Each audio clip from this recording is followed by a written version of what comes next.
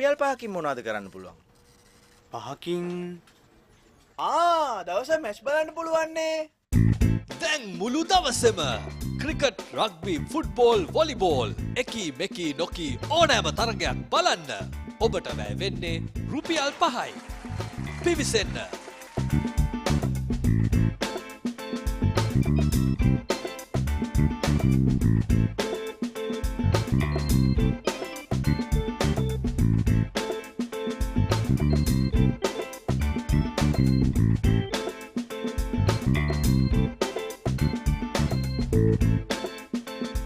Match බලන්න subscribe කරන්න. There is nothing quite like the Six Nations, where emotion flows, pride bursts, and talent soars. Wow, absolute wow. Get caught up in the tournament that stops the nations. You cannot take your eyes off this game for a moment. It's a fairy tale finish. Watch Six Nations on Rugby Pass TV. Super 16 Soccer Sevens. Organized by past Prefects Association of Zahira College on 29th February at Racecourse Grounds. Be there to cheer your team.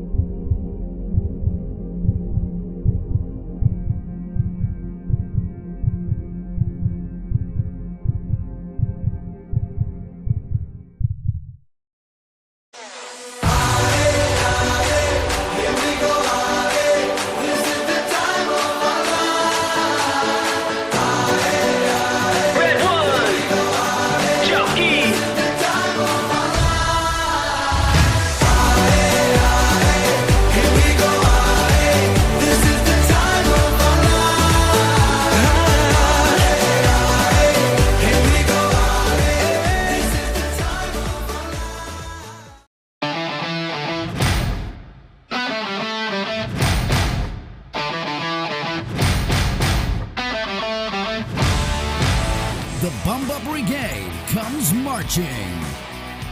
The Joe's Army is geared and ready. The age-old rivalry comes alive again for the 86th time. March Madness 2020. St. Joseph's versus St. Peter's. The 86th Battle of the Saints. On the 6th and 7th of March from 9 a.m. onwards, live on Dialogue Television, Dialogue My TV, and ThePapare.com. The Six Nations, where emotion flows, pride bursts, and talent soars. Wow, absolute wow. Watch Six Nations on Rugby Pass TV. අපි කමිටුවක් පත් කරනවා. ඒ කමිටුවේ ප්‍රතිඵල ඔබතුමාලාට ළඟදිම ලැබෙන්න සලස්වනවා. තා මොනවාරි ප්‍රශ්න තියෙනවද? රුපියල් 5කින් මොනවද කරන්න පුළුවන්?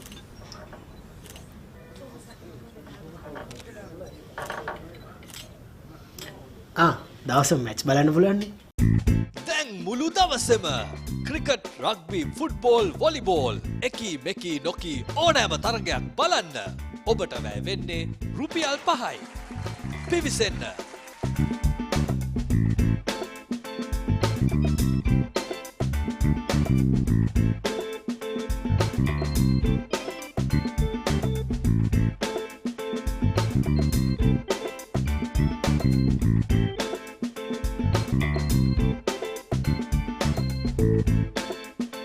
මැච් බලන්න සබස්ක්‍රයිබ් කරන්න. I want everything and more from my mobile. Unlimited talk time, text and endless data. When I travel, it's one simple plan for unlimited roaming, even on a flight. I also get the best smartphone deals, phone upgrades and expert personal service. While Club Vision privileges pamper me with the best of times. Sign up to a Dialog Power plan today. Enjoy everything I have and more. Dialog Postpaid. Power to you.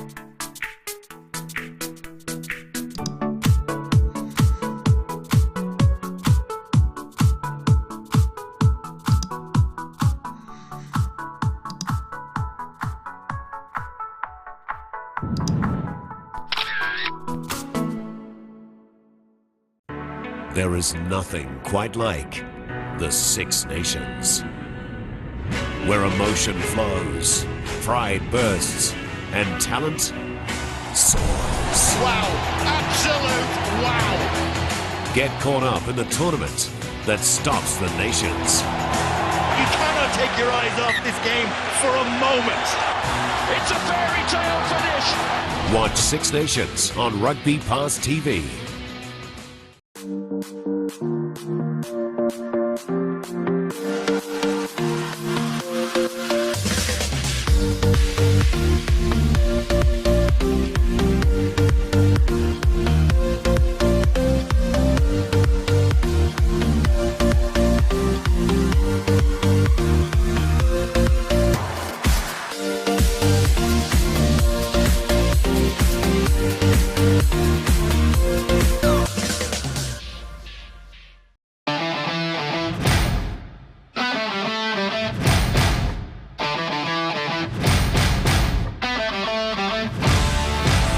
Tradition that dates back over a century.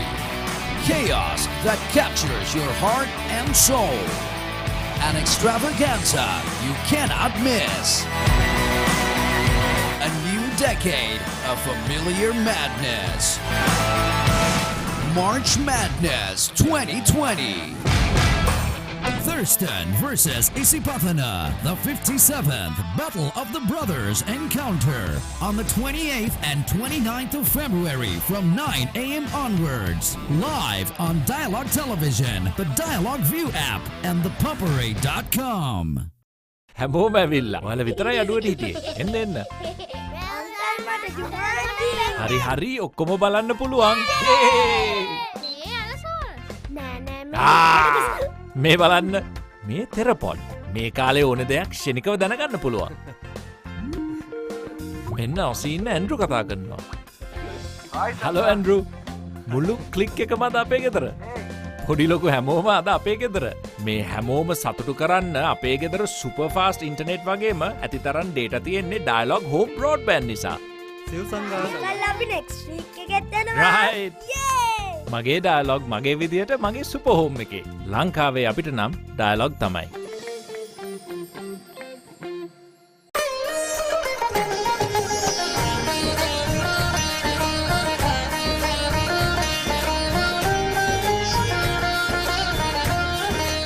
உங்கள் கிராமத்தில், உங்கள் நகரில், உங்கள் பிரதேசத்தில் உள்ள வீரர்கள் திறமையானவர்களா? அவர்களின் திறமைகளை நீங்கள் அறிந்து கொள்ள வேண்டுமா?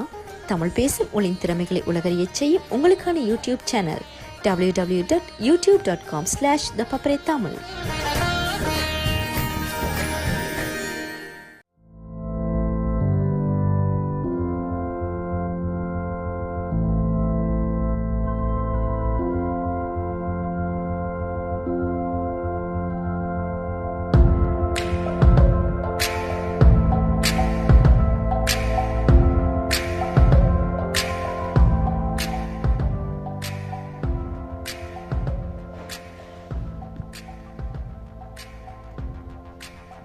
Good evening and welcome to the finals day here at the ThePapare Football Championships Right here in the heart of Colombo, as you can see, the grounds are looking fine, the weather looks perfect as the sun sets over the Indian Ocean, and some of the best young football players in the country are going to be battling it out for arguably the biggest title on offer in schools football. Joining me is a very vocal, very critical and sometimes very animated Mr. Shanaka Amarasinghe. Not necessarily your favorite domain, but I'm sure you can add some very interesting comments to this one.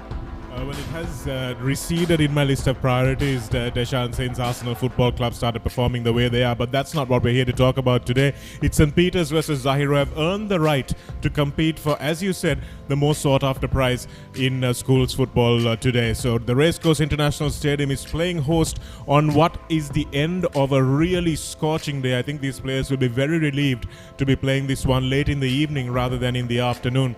And St. Peter's in Bambalapitiya taking on Zahira from Maradana. It's not too far across the town as the crow flies, but both teams will be quite happy that they're playing this on a neutral venue as well. Stands are filling up, and that's what they're playing for today. It's going to be a very, very interesting game. That much is for certain, because there's a lot up for grabs. Not just this big trophy offered by ThePapare, but also the fact that you get bragging rights to be called the best team in Sri Lanka at the moment. So that's the old boys from Zahira who are trooping in to the ground, the flags waving as well, and I'm sure we'll come across the St. Peter's support in just a few moments as well. The crowds are filling up, the Papare bands are playing their hearts out, and this is a nice warm-up, of course, for March Madness, which is happening in just a few days' time. So should be a very, very interesting encounter, Deshan. And as we look out over these wonderful scenes here on thepapare.com, it was about 34 degrees earlier on in the afternoon. It's dropped to 29, humidity at 75%,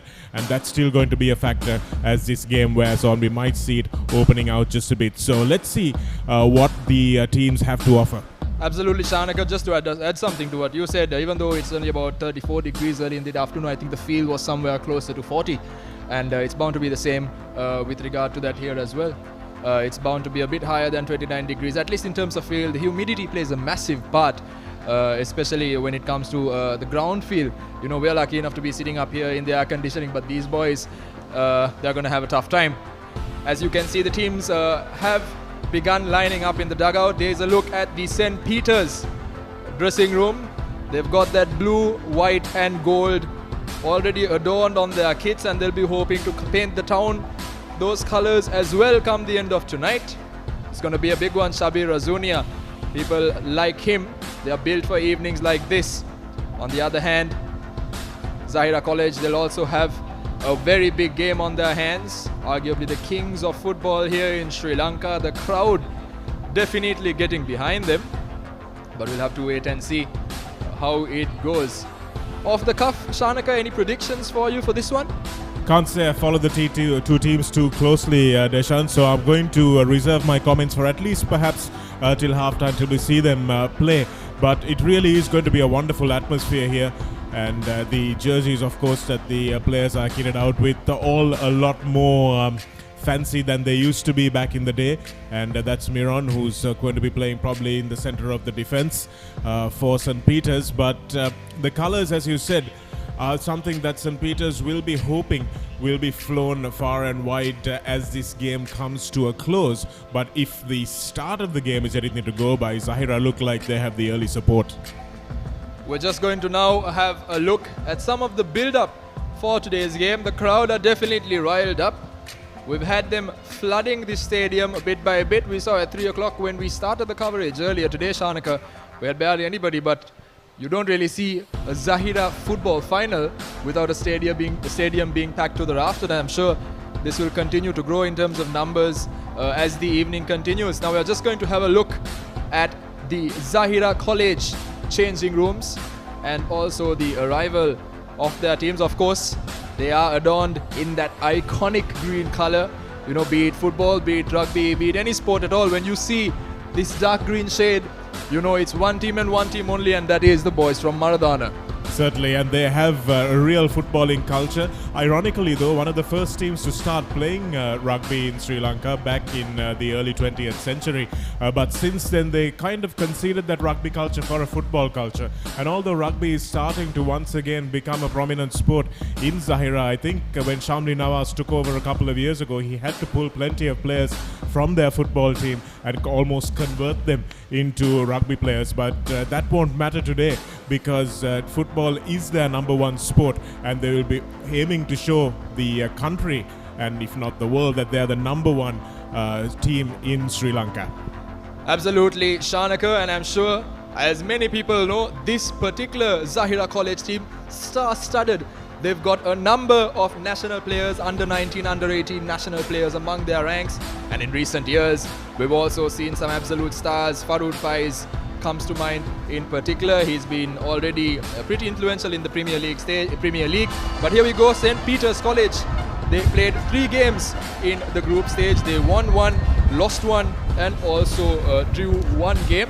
I think, if I must say, St. Peter's have been dominant in recent years. They made a massive revamp of their football program. Here's just a look at their semi-final game against St. Joseph's College. It was hard-fought one. It's never an easy one, these battles of the Saints, regardless of the sport. But St. Peter's College, they're recording the first goal early on, as early as 2 minutes. St. Joseph's College managing to pull one back around halfway, around 30 minutes through the game, going into halftime at 1-1. We're waiting for the killer blow here, Shanaka, and I'm sure you've heard about how one particular man in blue and gold broke Josephian hearts. This is just scoring the second goal for Joseph. St. Joseph's thought they had it in them to win this one. St. Peter's pulled one back, and here we are. We are about to have a look at the event that broke the hearts of the Josephians. 89 minutes in, Shabir Razunia gets past 3 defenders, slots it home. Absolutely heartbroken, the Josephians. But that's football, and that's the beauty of it. Most importantly, that's the beauty of having the beautiful game played between 2 major rivals. Zahira College, of course, group stage dominance is the only word I would use to describe how well they played. St. Patrick's College taking on Zahira in the semi-finals. Zahira, of course, winning all the games early on. They beat Gateway 5-1. They beat Al-Aqsa 1-0. And here is just a look at the first goal they scored against St. Patrick's College. That was about 8 minutes in the semi-final just last week. Bit of razzle-dazzle also on show. Just the technical quality of having so many national level players among their ranks. 2-0 as early as 21 minutes in. St. Patrick's College rather, they managed to pull one back, take it to half-time at 2-1. But Zahira College, you know, when the Green Army start battling, that sometimes it's just a matter of time before the wall caves in. This is the third goal they scored, an absolute belter from about 30 yards out, making it 3-1. 3-1 it stood, and at the end of it we can see these 2 teams qualifying to battle it out for the ThePapare Football Championships. For some of these lads, this is probably the biggest football game they will play their lives. For some of them, this is just the start of an absolutely great career, and it's a privilege, I think, to be able to preside over them and to commentate over them as we see football's biggest trophy at a school level here in Sri Lanka unfold before our very eyes. Some wonderful quality in those semi-finals, as you so rightly pointed out, Deshan. Some well-taken goals as well, lots happening in the box. And Zahira 3-1, a convincing win over St. Patrick's, and St. Joseph's maybe can count themselves a little unlucky, but it was a very well taken winner by St. Peter's in the last moment of that game. So although the Peterites have maybe had the patchier lead up to this final, Zahira have been, as you very correctly said again, very dominant in their group stages. They won all their games, whereas St. Peter's got through a tough group, winning 1, losing 1 and drawing 1. So they have maybe saved their best for the last, whereas the Zahira may be wondering, have we peaked a little too early? So it's all about nerves though in a game like this. It's a knockout final. There's no second legs. There's nothing else to think about. And this is exactly where we have the top goal scorers. Just a bit of a look at this. Shenal Sandesh, of course, was on fire earlier today. Not with the goals, he was more of a supplier. Shabir Razunia, the man who broke Josephian hearts, still on 7. Can he catch up? Looks unlikely, but you never know. And Mohammad Aqib currently on 6. I think the bigger, more realistic battle, Shanaka, is among the second place or the silver medal in this race for the golden boot. I think Shanal Sandesh is just a bit too far ahead. But definitely having two men as capable as they are representing Zahira College and St. Peter's College will guarantee one thing: there's going to be goals in this one. Certainly will be, and Razunia will be hoping for a hat-trick to take him up to tie with Senal Sandesh, and of course Aqib will be hoping to catch up and maybe go into second place as well.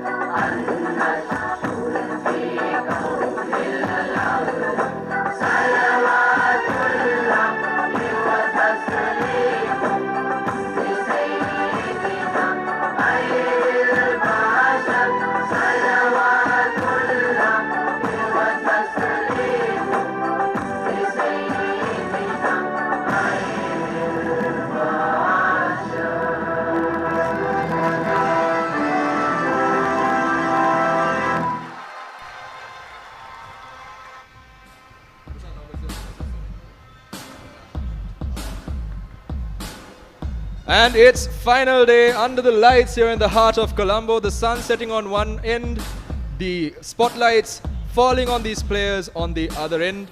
It's going to be a big one. St. Peter's College taking on Zahira College in the finals of the ThePapare Football Championships. It's a massive, massive game right here in the heart of Colombo. Like we were saying earlier, probably the biggest game some of these kids will play their whole lives.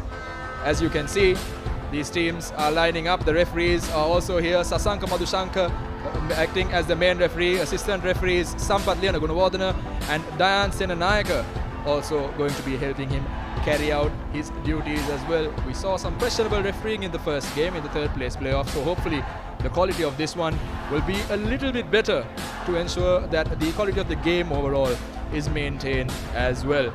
Teams are just lining up for their customary picture here.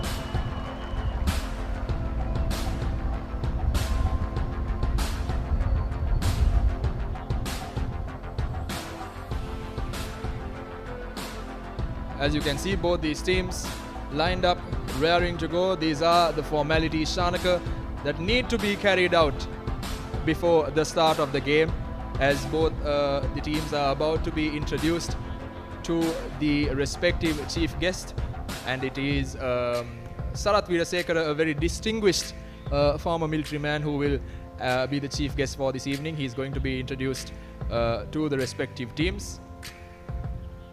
Also Mr. Trinesh Fernando, the group head of legal of Dialogue Asiata. Of course, the proud owners of ThePapare.com, your number one sports platform.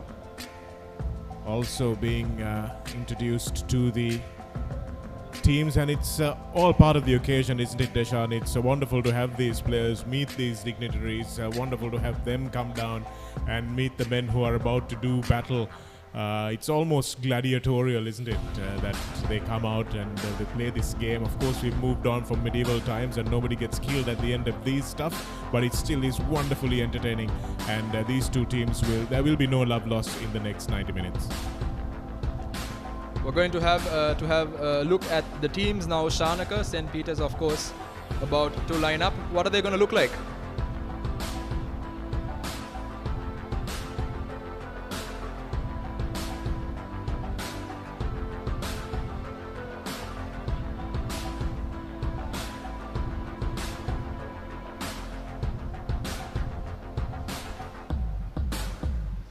We're just waiting for the finalized team cards to be presented here at the finals of the ThePapare Football Championships. Both the teams are now shaking the hands of the referees as the crowd gives one final roar ahead of this game. We're going to have a quick look at the team. Let's start off with St. Peter's College. For St. Peter's College, Shanaka, let's have a go.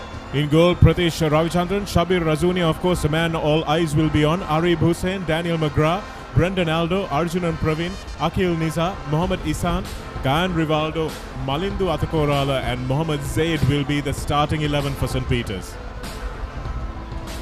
Moving in to the Kings of Football, Zahira College, Mohammad Akib wearing that all-important number 7 shirt, Sharik Ahmed, Mohammad Mushfir, Rumi Raza, Mohammad Akhtar, Mohammad Sajid, Sahil Ahmed, Mohammad Shakir in goal, Mohammad Shaheen, Mohammad Rifakatullah and Mohammad Sahan playing the starting 11, taking on those responsibilities. It's going to be an absolute belter. And joining us to offer some insight that very few people can share, Shanaka, is Mr. Prashant Rajakrishna. How are you? I'm fine. A very good evening to everyone. It's going to be one heck of a final for sure. Both teams leading up to the final played a tremendous game of football, especially the semi-final between St. Peter's and St. Joseph's, but one heck of a game which had everything. Well, everything is set for a great kickoff, and it's a young referee today who is taking charge and is coming up in the ranks. But good to see he's supported by some excellent senior referees from the FIFA badge. So that would be a big boost. Absolutely, Prashant. I want to ask you one important question. We saw over the course of the third place playoff, there were some questionable refereeing decisions made. And for us sitting up here in the penalty box, we did kind of wonder the rationale behind some of these decisions. How important is it that these guys do their job right to ensure that these boys are allowed to do theirs? Well, it's very, very important on a game like final with such an atmosphere, and it's pretty much a full house. We can see great atmosphere and people want to watch a good game of football. So it all comes to the referee, how well he's going to let the laws of the game play and let the game flow as well. And looking at the teams been playing before, they've never shied back or took their back foot, ready to go for the challenges or for the little shoves. So referee needs to be really up there to take charge and from the first whistle. Most certainly, and in big games like this, I think in the third place playoff, we were talking about how important it is. And I'm sure in games like this, Shanaka, it's much more important. You know, from your experience in rugby, it's always best to score first. In football, which is relatively a lot more low scoring, what is the psychological impact on both sides of getting that all-important first goal? Well, I think it's far more important in football. As you said, it's far more low scoring than rugby is. In rugby, there's opportunities creating themselves pretty much every time you visit a 22. But in football, you can finish a game 0-0, you can finish a game 1-0. So I think it's really important that the players are braced. So it all depends on whether teams can lift themselves when the other team scores early or whether the team can defend itself. Jose Mourinho's made a career out of defending a 1-0 lead, whereas some managers will go out there and says, you score 4, I'll score 5. So that's the attitude that teams come to the party with, and it all will depend on the philosophy that the teams adopt, the coaches adopt, but obviously scoring early will settle everyone's nerves. Well, as you can see on your screens, it's going to be Zahira College in the green shirts playing from right to left, while St. Peter's College in their blue, gold and whites playing from left to right. Last minute, gentlemen, before the games kick off. I know Shanaka said he has no predictions. Prashant, any predictions as the game kicks off? I'm going for a 0-0 and St. Peter's to win in penalties. Right, let's see how this one goes. Zahira College kick off and immediately they are working the ball down this right flank. They are taking their time and pushing forward. Immediately a very interesting tackle coming in. The referee spots that one. But it seems like it's going to be a free kick and nothing more. A feisty challenge right off the cuff, Shanaka. This is what we want to see in a final. Certainly, it was St. Peter's just establishing that they're not going to allow Zahira the time on the ball that maybe St. Patrick's allowed them. So an early cross into the area. Something very important that we have to realize when we see these crosses also, Prashant, is the fact that, you know, it's not just getting the ball into the box. It's about getting width on the ball. It's about getting some speed on the ball so that these players can work with it. The first cross coming in, not quite the expected standard there, was it? Well, it could be the nervous start as one can predict, but under the circumstances, Zahira definitely up there with the skill and the capability. So today, all in all, it comes to who has the capability to show on field. They would have definitely done their homework and put in the training efforts. But as you said, the games have changed. There's more fast pace, and whoever keeps the ball and controls the game could really have the upper hand. Interesting to see early on, gentlemen, the Zahira defensive line. Both teams are opting to go with 4 in their back line, and the Zahira defensive line playing very narrowly, whereas St. Peter's are spread a little bit more evenly across the field, marking their zones rather than anything else. So a free kick again that time. Absolutely, Shanaka, as the ball is rifled into the middle of the park. I think what Zahira College is trying to do is they're trying to narrow the channels through which St. Peter's can play and force them a bit wider. And what that forces St. Peter's to do thereby is that they have to rely on these crosses. And when you have enough men to pack into the box, it essentially gives you enough of support in managing the risk or minimizing the risk that comes with a cross being darted across the box. So it's very interesting given that St. Peter's are kind of going with the antithesis to this, which is not trying to play between the lines that do exist. They're trying to spread it out a bit more and potentially see if they can go the conventional way. Might be some route 1 balls over the top as well, because St. Peter's seem like they have a bit of pace in their attacking line.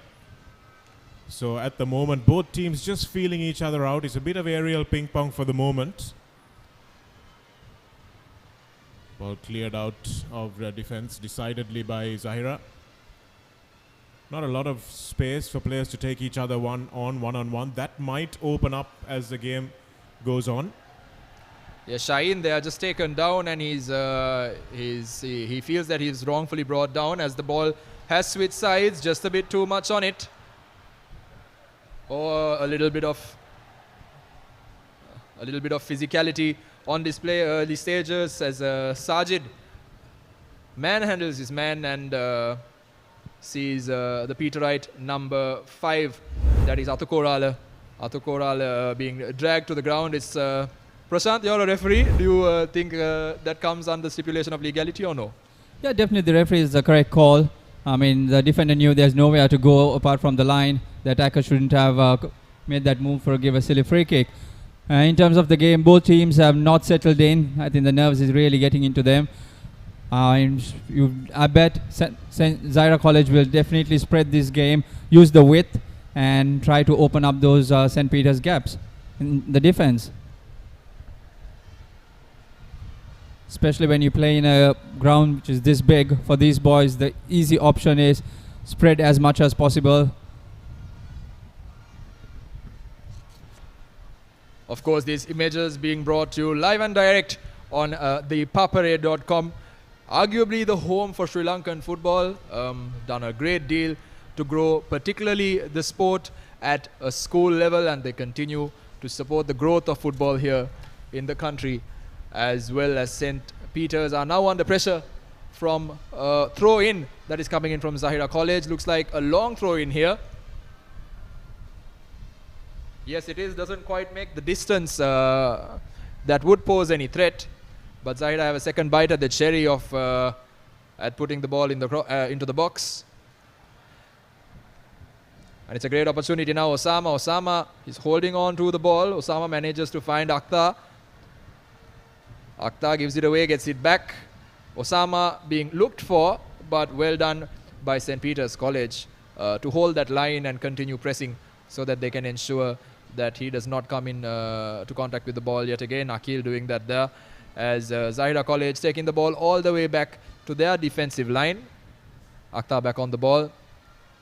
He looks inside. Shafiq Ahmed changes the sides, and now the ball is being worked down the right flank. Slowly but surely Zahira College are settling down. They are moving back into their usual style of play, which involves moving the ball about a bit, Shanaka, really using the width of the pitch, which will usually result in an occasional bit of flair, which will give them a chance. Certainly will, because they're doing it quite well, and they've forced St. Peter's into this tactic of pressing early. So the St. Peter's forward line, and especially their wide men, are really going up to the ball and pressing. So that's going to take a bit of wind out of their sails as this match wears on. So maybe about the hour mark, you might find St. Peter's flagging a little bit, at which point Zahira will look to take advantage. So for Zahira, it's probably more important that early on they don't concede a goal out of a silly mistake or a counter-attack. Contesting a high ball there. Referee sees nothing wrong with it. St. Peter's with potentially an opportunity to break. Nope, nothing doing. Miscommunication there. Zahira College looking for options, and he goes down. Referee sees nothing wrong with it again. Akhtar looks inside, and he finds Sharik Ahmed. Sharik Ahmed works it out to the other centre back, Shaheen. Shaheen manages to find Akhtar yet again. And Zahira College slowly looking for these gaps as Osama, I beg your pardon, that's Sajid unable to reach that one. St. Peter's put under pressure early days here in the final. They've, I think, out of the 7 minutes of action we've seen so far, Prashant, 6 minutes we've seen St. Peter's with their back against the wall already.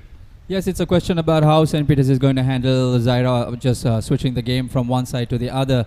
And off camera, we did see how Coach Imran and Fazur Rahman instructing them to keep the ball in play, and that exactly Zahira has been able to do.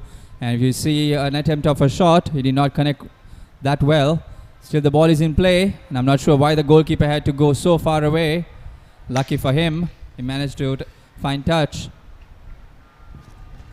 You know, Shanaka, they say you need to be crazy to be a goalkeeper. Is that another example for that? Well, it's a position I love to play, so probably is Dashan. But again, the early pressure being brought on by Zahira. Some good defending by Arthur Korala on the left flank. Couple of times he's been called on. He's used his pace, but now St. Peter's had a bit of an opportunity to try and break out. They haven't been able to find their star man, Razunia, with the ball too much. But again, Zahira with possession. They've dominated that statistic at the start of this game. Absolutely, and here they go again down this left flank. Akhtar, he manages to find his teammate down that side, Sajid. Sajid has been a threat at the early stages. Akhtar yet again, he crosses it in. Just one man in the box. St. Peter's having that area marked safe. Lovely one-touch football from Zahira to set that up, but then got a little impatient with the cross. Probably needed a few more touches, few more men in the box. So there's not a lot happening off the ball for Zahira as they lose possession that time, and St. Peter's will now look to counter quickly. They've got three men over on this far side. One of them falls over and complains, and rightfully so. Prashant, a bit of soft on that one, wasn't it? Well, the Zahira player did try to trip him off there. You could always say accidental. But then again, if it's a foul, it has to be called. And I really like the way that the referee has started the game. He has been right there whenever an incident is happening. He's in full control. And that's something where players would take into consideration. If the referee is close by, there's never a doubt on the decision.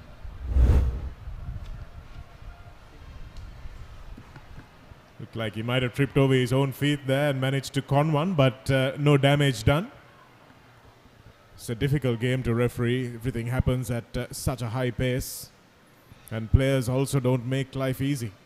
Absolutely, Shanaka. And I think like you predicted earlier, the stadium is now packed. As St. Peter's coming with their first chance to get the ball into the box. They couldn't get past the first wall of defense. And they will have to resort to using this corner now to potentially make something out for this one. Prashant, you've refereed a lot of schools and club football as well. How difficult or easy do these school players find the width of this ground to handle? I mean, when they get a cross in, how good is the quality of that cross, the pace of that cross? Well, they do really find it difficult. Ideally, this is not the condition for them to play. These young lads, the ground width is about, say, 100 into 80. It really take a lot of them because, see, their school grounds are very small.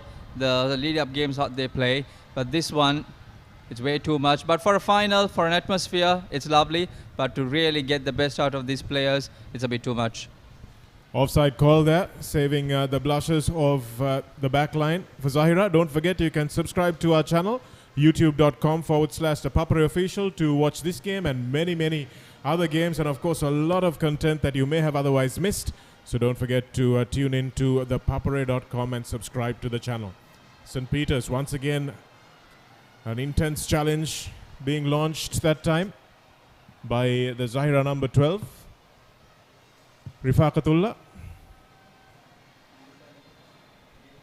Looks like might have the first injury of the game. Rifaqatullah flies in there, does catch Ishan on the shin guard. And it's the Magic Spray making an appearance early on. Shanaka, I think I asked my co-commentator Irshad this same question earlier as well. Back in the day, you didn't really have too much precaution taken when you are subjected to a bit of a heavy challenge, were you? Well, no, we weren't, Deshan. But that might explain why society is the way it is. Lots of men my age making decisions after taking a few too many blows to the head. So that might be something that we want to look back on. Of course, the emphasis on health and safety, the emphasis on prehab, rehab, that kind of thing for these players is just at a different level now. And that really is fantastic to see. Ball in the box for St. Peter's. Just can't get on the end of it. Was an early ball. And nobody really expected it to float that far. Absolutely. Zahira with a close call there. They didn't really expect the ball to kind of move the way it did. As they now try to continue pushing forward.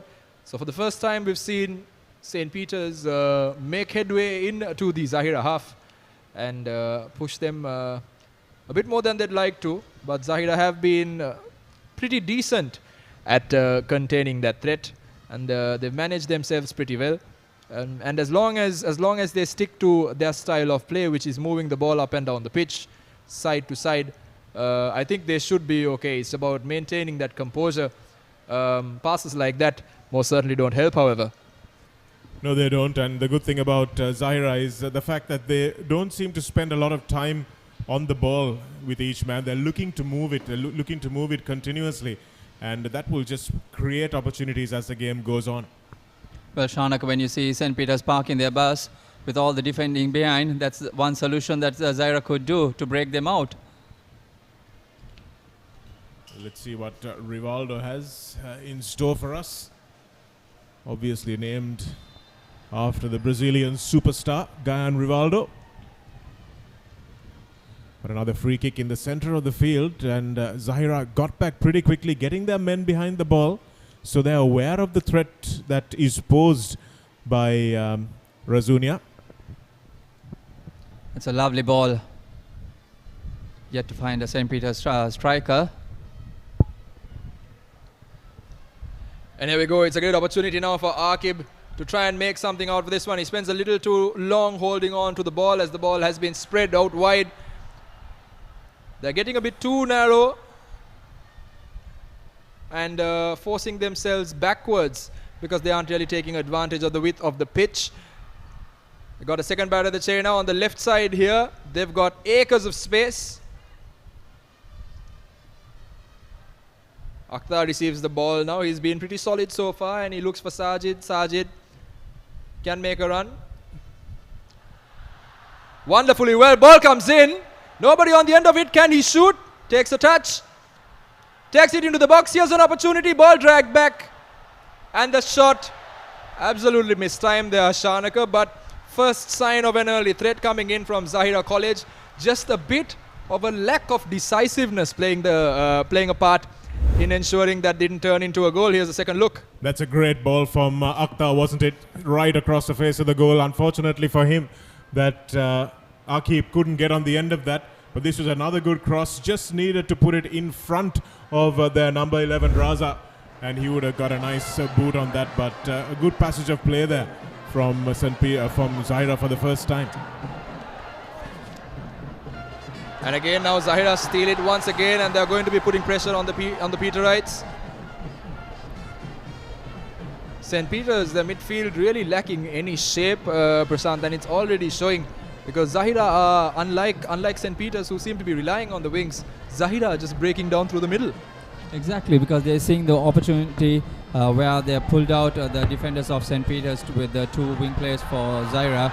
So the easy gaps opening up in the midfield where they could go direct, and that's something that they're trying to capitalize.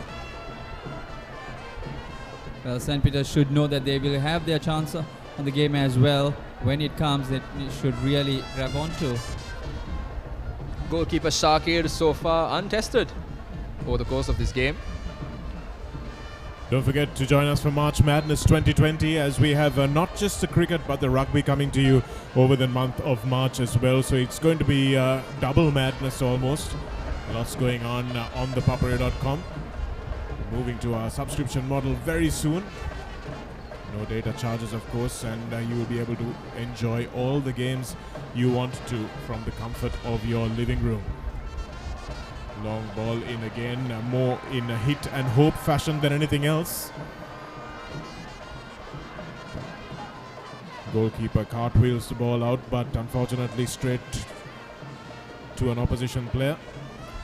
St. Peter's now will need to spend some time on the ball. They've only fed on scraps so far, and again it gets stolen off them. Here's the ball coming through for Akib, and the St. Peter's defense realizes very quickly that's dangerous, and Daniel Gomez opts to put it into the safety of touch. Yeah, St. Peter's have not been innovative at all. They have got the ball positioned, but they're running out of ideas. On the other hand, Zahira quick to press and get that ball and try to make something out of it. Akhtar with the throw in on this occasion. Another long one on the cards. The first one didn't quite reach the areas of the box that would pose a threat, but this one does. Here's an opportunity. Can he take a snapshot? It doesn't manage to get over the ball well enough. Hits the underside of the ball, Prashant. But early signs, it's only 20 minutes in. Zahira showing exactly what they are capable of, not just in terms of built-up play, but also in taking advantage of some of the opportunities that pop up. We'll have another look at that one. Exactly, they've got the easiest chances to score a goal. Maybe 2 to 3 shots they tried, but couldn't really get it from the lace. And St. Peter should really take a note of this as to who are the players coming on top of the box to get that ball passed to them for that rolling shot. And St. Peter's are playing 4 defenders back with 2 defensive midfielders, so they should really know what their homework is for today. And if you can see on your far side, Shanaka, St. Peter's have already gotten a few guys warming up. Maybe it is possible that their coach Dudley Stainwall has seen the need for some changes. You normally don't see your subs warming up 20 minutes into a game, and I think in the third place playoff also we saw, as this one is called for offside, the player is unaware yet, and so is the referee by the looks of it. Just intercepted, but I think there's a flag up on the far side. We'll see it just up on the bottom of our screens. And they'll have to call play all the way back as the official on the far side ruled that early ball was offside. Absolutely.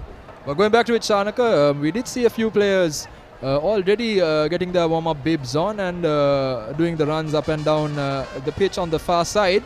Dudley Stainwall probably seeing the need for some changes 20 minutes in. Well, it may be that, Deshan, also it might be just routine because these players warmed up maybe about half an hour to 45 minutes ago. So maybe he just wants to keep his subs fresh. So that's where the offside call was made. Maybe he just wants to keep the subs fresh and warmed up, ready to go if they need to. So it might be a routine warm-up, or as you said, it might be substitutions coming early on. But for St. Peter's, I would probably keep these players on. It's 0-0 at the moment. They haven't conceded to this strong Zahira side, who are probably favourites on paper. So as a result of that, I would go as far as I can and then unleash my subs when I want to try and create some havoc. Absolutely, Shanaka. But we did see in the third place playoff also there were some first half changes, particularly on the side of St. Joseph's, and that particular man, Evan Wallace, after being a first half substitute, ended up scoring a hat-trick in that game as Zahira are trying to break here. It's a great chance once again, this time for Raza. Raza, however, couldn't pip the ball past the defender, ricocheting and then going out for a throw-in. As you can see, Peters sustaining an injury. Doesn't look too serious, but he's gone down, so the referee will stop play, even at least temporarily, just to have a look. I think that's Daniel Gomez by the looks of it. It was a nice ball put through. It really was a good ball for Raza to run onto. But Gomez coming across and using his pace once again.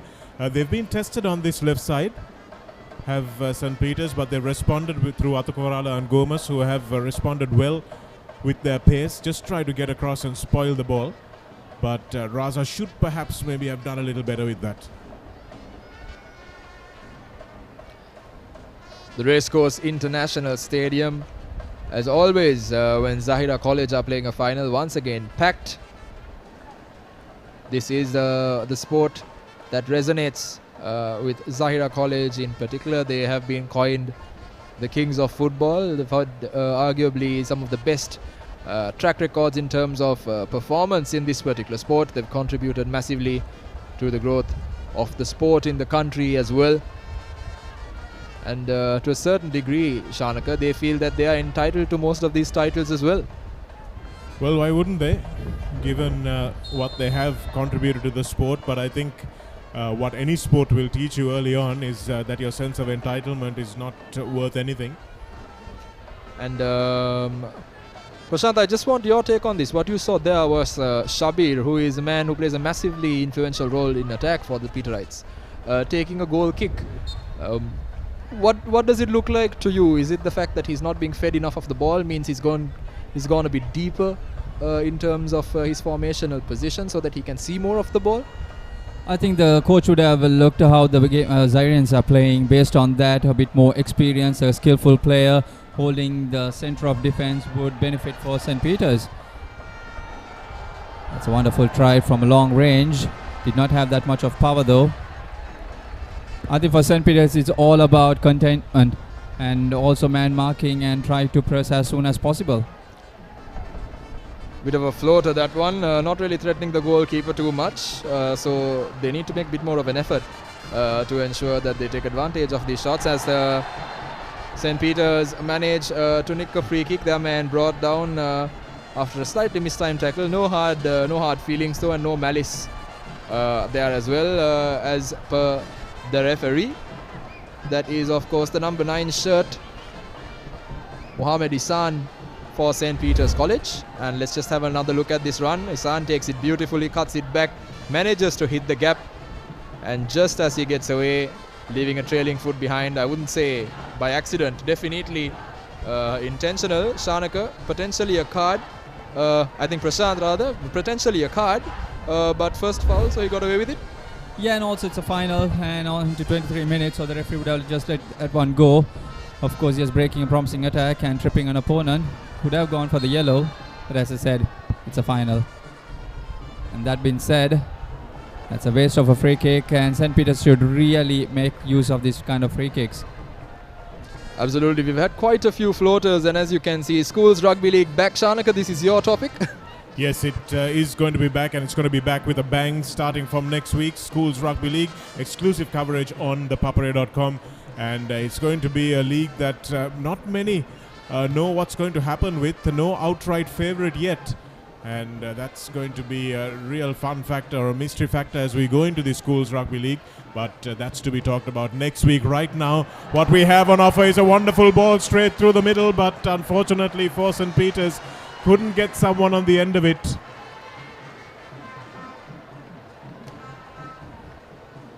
Really nice ball coming through the center of the defense there.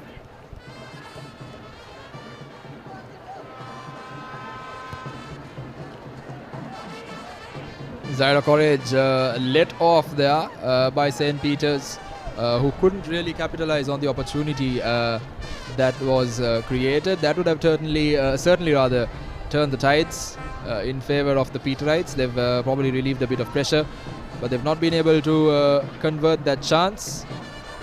A bit of a miss kick there, leading to some pressure, but again, St. Peter's now with another opportunity to break through. They've got into the box and they're going to put a cross in, but Zahira College managing to take the necessary precautions. Akil there, he hits the deck, claims an injury. Prashant, did you see anything wrong with that? No, I did not see in terms of the video coverage that what we got, but he seems to have got a knock somewhere and feeling some real discomfort. Just going to have another look at that. Akil manages to get past Akhtar, gets into the box. I think he pulls up more than anything else, really. He doesn't really get too much of a knock, or probably a trailing hand. Yeah, could have got something that we couldn't capture on the camera. But he was okay even after passing the ball and then just fell down with his hands up. So it's only the player to tell what exactly, and the treatment also seems to be to his eye. Out of the two coaches, Dudley will be definitely very happy. St. Peter's still not let Zahira score 0-0. And this is something very interesting to see. Time back, Zahira used to be dominant with all the infrastructure for football, and teams like St. Peter's, Royal, Joseph investing on experienced coaches and bringing those infrastructure. I've seen teams coming for big finals like this. It does seem to be something wrong in or around his eye, so hopefully Akil will come back on the pitch pretty soon. They're not substituting him, so it'll just be running repairs, but a good run into the box and a wasted cross that time from St. Peter's, a left-footed kicker. Just couldn't get it across. Was Razunia who took that corner kick, and now Zahira have an opportunity to counter-attack. So going back to your original question, Deshan, about what will happen if who scores first, and what's important is who's been doing most of the running here in this first half hour or so.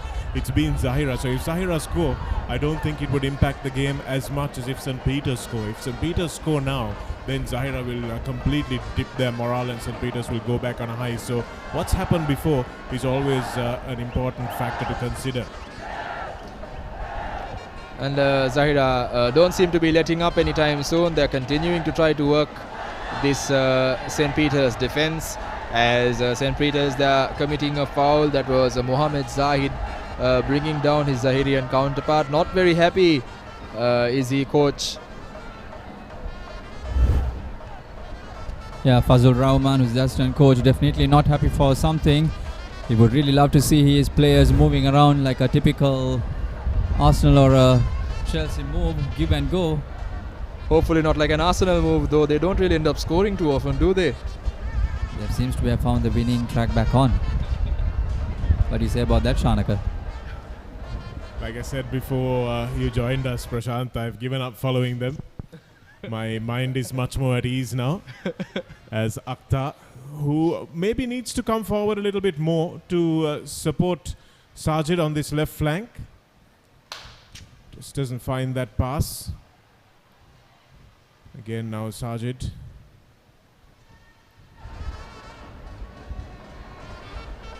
A little bit too much ball being played in the center of the pitch for the coach's liking here, but now they move it forward and find some width. So a little bit of space now on the right hand side opening up.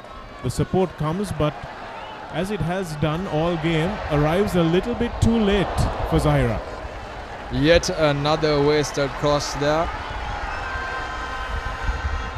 And Zahira College clearly not very happy with the end product there either. I think as much as these players are getting forward, it's also important that the final delivery in particular has quality on it. Because if not, you're not going to make life any easier for your strikers, are you, Shankar? You're not, Desham, but I'm loath to blame the players for that, because as we talked about with Prashant, this pitch is a huge pitch compared to what they practice on. So when you've practiced all season on a much smaller ground, you've practiced getting your crosses in with much less weight on them, then to suddenly expect them to be able to get that accuracy right in a tournament like this is always going to be difficult. So even though you come to the ground and you're given practice sessions at this venue, it's not going to offset a season's worth of training on a smaller ground. So that's probably the result of what we're seeing. Zahira College sticking more to the right wing now in terms of bringing forward their players and in terms of building their attacks. Rifakatullah, they are trying to break in through the right flank, but he was taken care of by the St. Peter's defense. Long throw coming in again. Can't really get the ball to the right areas there, as there's a bit of aerial ping pong going on, and Zahira managed to bring the ball down, and the resulting movement there not really amounting to anything much. Dudley Stainwell, can he be happy with the way his players have performed, Prashant, or do you think more is expected? I think he will be very happy, because St. Peter's have defended very well. They have thrown the tackles when they really need to. Yes, there have been close calls for opportunity to score, yet the scoreboard reads as 0-0. So that he'll be very happy, and at the same time he would be expecting a bit more from Razunia and Ishan, who is more experienced and skillful, to try something different up front, maybe even change positions. But that's something that they're not been able to. They're just playing where they play every day. And things are not going your way, it's always nice to try something. And here we go, Akib standing over this one. He has been spearheading a lot of the attacks over the course of the start of the first half. He's not really been able to penetrate the Peterite defense yet, but he's now having a second shot at this one, this time standing behind the free kick. Pratish Ravichandran, the Peterite goalkeeper, not having to worry too much, that ball not doing too much damage, but St. Peter's will have to deal with rather this second wave of attack. And there we go, St. Peter's looking for a through ball. Beautiful ball coming in there and coming down the left flank. St. Peter's College, here's an opportunity. It takes a deflection, a bit of an appeal there for a possible penalty, a possible handling of the ball, but nothing doing, referee says. St. Peter's now looking for the second wave. Here's an opportunity. Can they take? They've taken it into the box. Can they find some support? Cross comes in. Here's a chance. Can he look for support? And St. Peter's College caught into minds there. Shanakar not really taking the right decision. I feel like he should have gone for a shot instead of trying to look for an option there. Well, I think the first one, this one, run into the box nicely, had men steaming up into good areas, just needed to put that ball on the number 7's head, but chose to go for a shot from a very acute angle. And the second time, it wasn't the option not to shoot rather than the option to shoot. So, yep, it's easy for us to criticize, but everything happens at such a high pace there. But I think a little bit more efficiency in the attack there would have seen them at least trouble the goalie. St. Peter's now with another wave of attack. Well done, absolutely brilliant stuff. Here's an opportunity for St. Peter's College. The first touch, Shanakar letting the striker down. Second chance there in just a few seconds. Absolutely, it was a wonderful opportunity for St. Peter's. They'll be very happy with this 0-0 scoreline at half-time and the opportunities that they've created. You could argue that they have been far more potent than the opportunities that Zahira have created, although they have been more frequent.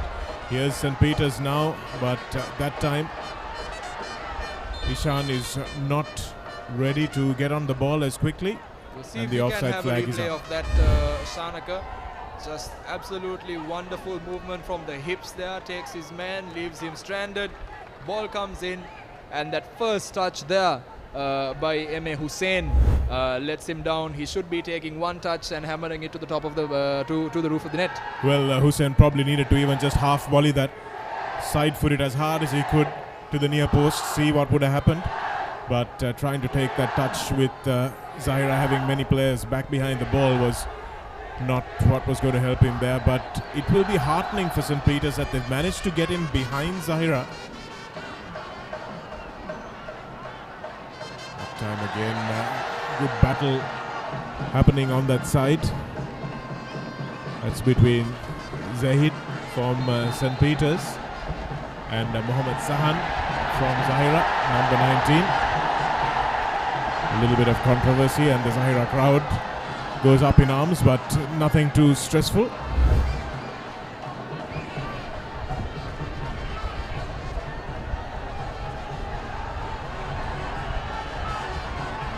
Yeah, referee calling foul and the players were expecting for a throw.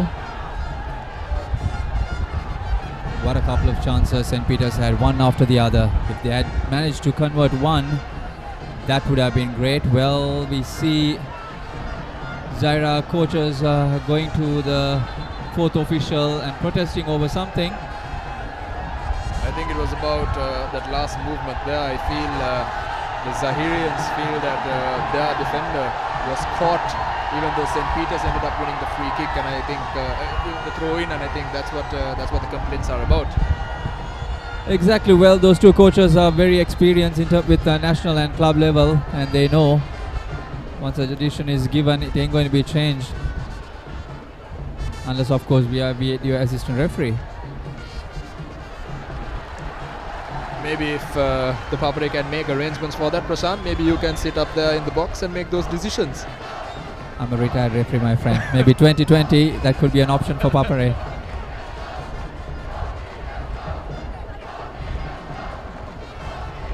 But all credits should be given to both teams. They've played wonderful football. They've created the heartbreaking moments for the spectators as well. So it's wonderful to watch from wherever you are, at the venue or at home. Absolutely. If you're just joining us, you're watching the finals of the ThePapare Football Championships right here in the heart of Colombo at the Racecourse International Stadium, as Zahira College and St. Peter's College are battling it out for that all-important prize in schools football for the year 2019.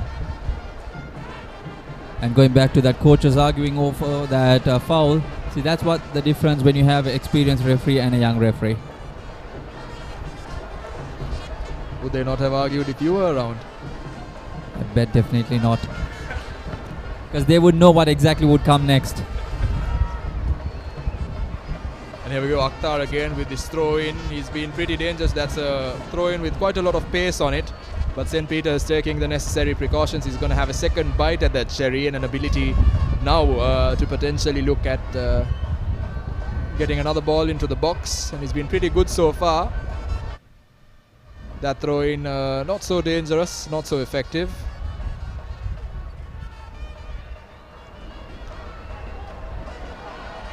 And here we go, very close there. Good opportunity as the shot is fired in. That all started with some good footwork there from the middle of the park.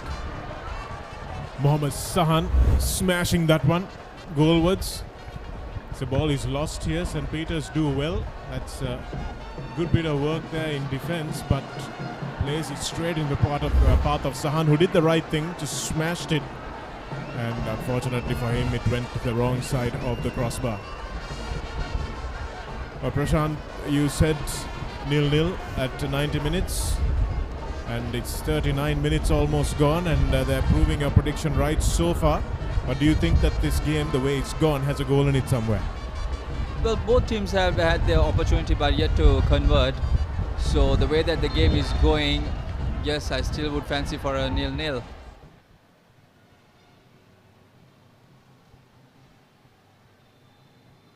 But as you said before, if St. Peter's managed to score a goal, the whole atmosphere and this football game will be something else. Certainly will, as we now have an opportunity for St. Peter's again. Zahira coach not too happy on the sidelines, but you will be happy when you subscribe to watch live sport, all your favorite games exclusively on Sri Lanka's #1 sports hub. Visit thepapare.com/live and you can tune right into this game. And so many options for you to connect to your sport without moving a muscle, if that's what you fancy. Getting down to the ground is always great, but if you're not able to do that, then you can always come back. So that was a good take that time by the goalkeeper, Akib. Sorry, in fact, that was Shakir, I think. Shakir, the goalkeeper, made that his own, called early and took it. Always good for defenses to see their goalkeeper making decisions confidently, and good defending once again from St. Peter's. I think there has been a decision, Prashant, to move Shabir Razunia into the defense, as there seems to be a few complaints coming, Prashant. Yeah, definitely. Zahira head coach seems to be complaining about the referee for something or the other to the fourth official and to the match commissioner. Somebody needs to take control of that situation. That's a lovely chance. Did not manage to pass the defender, and here comes St. Peter's out of their penalty box.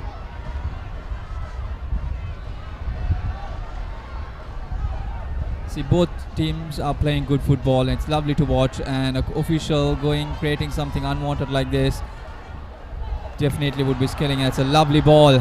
Here comes St. Peter's. St. Peter's College here down the right flank. He needs to get past his man, or he needs to get the ball into the box. He does neither, and it's hoiked into the center of the box as Zahira College now breaking. Sajid trying to work it forward. He works it down, and Mohammad Sahan trying to look for a pass, for some fancy footwork there. I think he mishit that one, Shanaka. He was looking to switch the side of the play, and he didn't really catch it. Yes, that was a lovely run by Akhil down the right flank, wasn't it? He was screaming for him to be found maybe 2 seconds earlier. If he was, he would have had a much better run on goal. Razunia now, and great work from the goalkeeper. Went down right in time, and that was Hussein that made the shot. And it was Shakir who came out and saved well. But it was a chance of the evening so far on 42 minutes. Let's watch it again. Ishan on the far side just floats this ball in beautifully. And Hussein just needed to maybe take another touch to get past the goalkeeper before he smashed that. Absolutely, he had options there, Shanaka. He could have taken a touch and taken it past the keeper, or he could have just dinked it over the keeper also, because the keeper was pretty low coming out for that. But I mean, these are kids, these are schoolboy players. I mean, even at the highest level, sometimes you just don't make the right decisions. But that's what composure's about, and I'm sure with the experience of playing tournaments like this moving forward, that they will make the right decisions. But on this particular evening, St. Peter's, they might rue that one. Exactly, and I only hope that missed opportunity will not come to haunt them later in case if Zahira get a goal and if St. Peter's couldn't. But St. Peter's have had 2 or 3 glorious opportunity, and the last 10 to 15 minutes, the Zahira goalkeeper has been really busy when you compare with the Peterite keeper. Absolutely. Now Zahira College, their number one, Akib, getting rid of that one. He'd be happy to be getting rid of it because their ball has spent so much time in his half in the last few minutes in particular. And Zahira sticking to their guns, doing what they know and moving the ball up and down the pitch, but St. Peter's managed to nick it. Here's an opportunity again. Hussein hits the deck once again. He needs to be on his feet to feed on those second phase balls, especially because of the fact that St. Peter's are leaving a lot of people behind, committing a large number of people to defense, and they need the striker to be pushing up and actually pressurizing the Zahirian defense. The referee did well, I thought, that time to just wave him up. You think he was playing for the foul, trying to milk it. Unfortunately, these players influenced a lot by the international players that they watch, who aren't really the best example of sportsmanship, you have to say. But Akil on this side with his face patched up has not made as many movements as dangerous as Ishan has on the other side. But in terms of complaining about the referee, Prashant, have you noticed anything that warranted that level of animation? Definitely not. Yes, you could say there were 2 soft calls went on the either side, but the coach to go and be so animated and be complaining, no need at all. Besides, the only thing that's going to happen is the players are going to be influenced over that. Oh, this has to be a call. That's a very good call, I would say, for both players to control the situation. So these are the things that could lead up to. Absolutely, there. I think the referee made the right decision, giving both Aldo, Fernando, and Raza yellow cards. You know, he needs to have control of the game, Prashant, and I think that's the right decision. Exactly. I would give 100 out of 100 for that call. It was right there, very close. He saw it, first time called it. Both players yellow card. And going back to the arguments by the coaches, they should know this is a school game. With their behavior, the boys would only follow them. Just to interrupt you for a minute there, Prashant, 2 minutes of added time. We've seen normal time come to an end as we have a look at the replay of, I wouldn't call it fisticuffs, but just a bit of aggression from both sides. And looking at the replay, I would say the Zahira boy was very, very lucky to just get away with a yellow. Meanwhile, here we go once again. Now Zahira College working themselves up. Sahan looks inside. He finds midfielder. And down the middle, it's Akib. He gets it. He gives it and gets it back. Now he's making his way into the box, looking for a cross to come in. Nothing yet. And the cross comes in. Was it a cross? Was it a shot? I don't think he really made his mind up there, but that was a wasted opportunity to test the goalkeeper. Yeah, indeed, that has been the story for Zahira all evening. Out of the 2 teams, they would be the real frustrated team. They've done all the fancy work, get into the St. Peter's box, but only to get a shot right from the shoelace. And here we go, here's another chance. Oh, and St. Peter's make an absolute meal of that one. When clearing it, and it's Akib. Akib has a chance to get past his counterpart. He's probably twice his size, but what a tackle that was from the Peterite defense.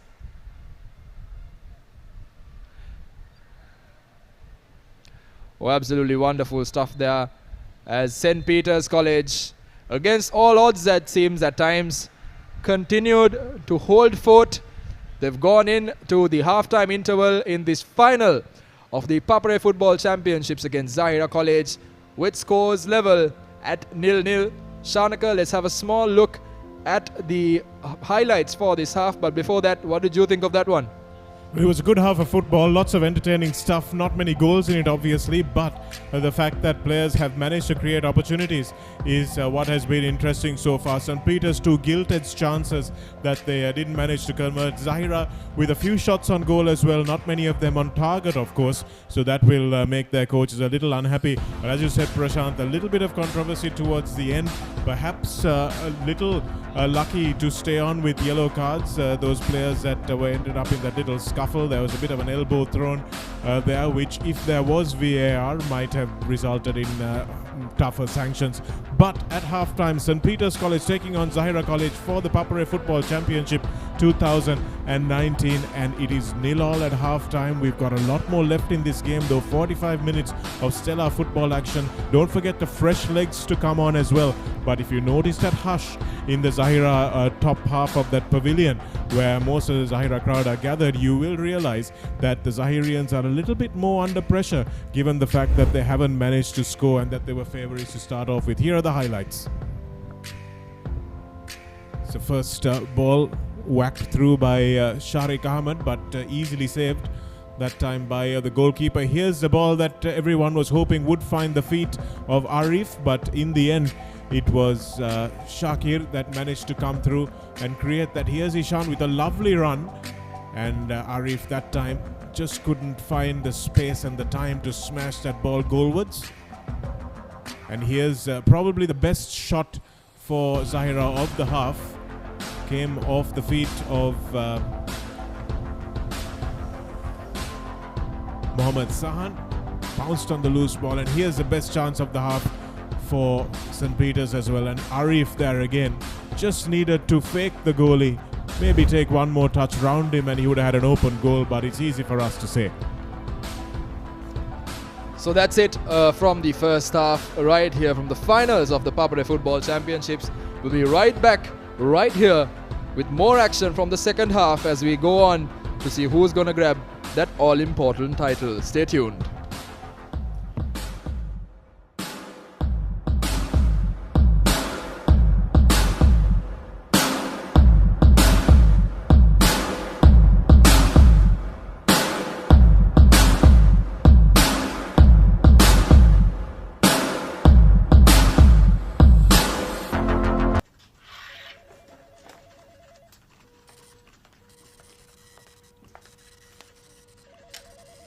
රුපියල් 5කින් මොනවද කරන්න පුළුවන්?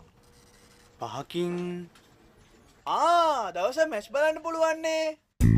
දැන් මුළු දවසම cricket, rugby, football, volleyball එකී මෙකී නොකී ඕනෑම තරගයක් බලන්න ඔබට වැය වෙන්නේ රුපියල් 5යි. පිවිසෙන්න.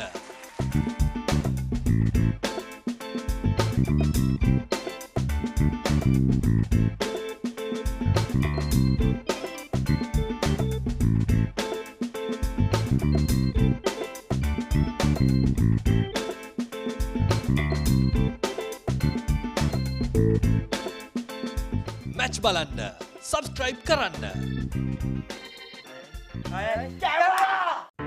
There is nothing quite like the Six Nations, where emotion flows, pride bursts, and talent soars. Wow, absolute wow. Get caught up in the tournament that stops the nations.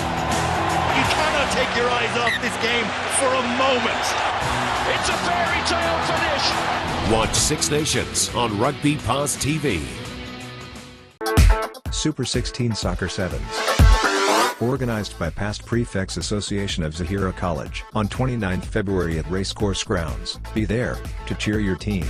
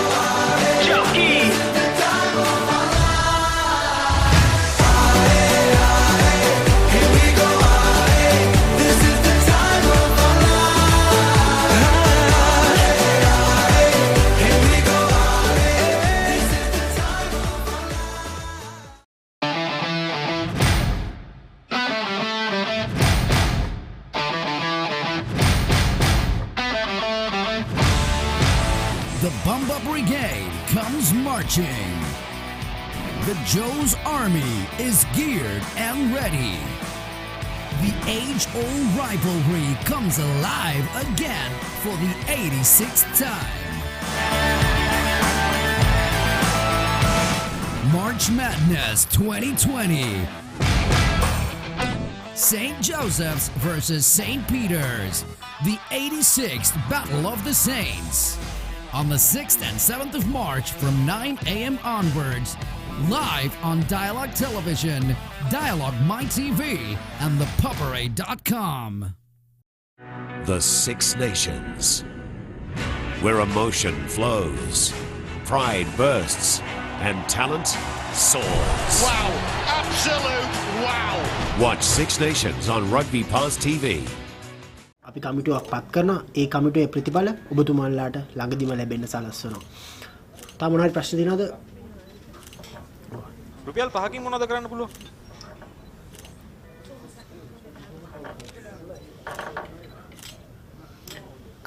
දවසම match බලන්න පුළුවන් නේ. දැන් මුළු දවසම ක්‍රිකට්, රග්බි, ෆුට්බෝල්, වොලිබෝල් එකී මෙකී නොකී ඕනෑම තරගයක් බලන්න ඔබට වැය වෙන්නේ රුපියල් 5යි. පිවිසෙන්න.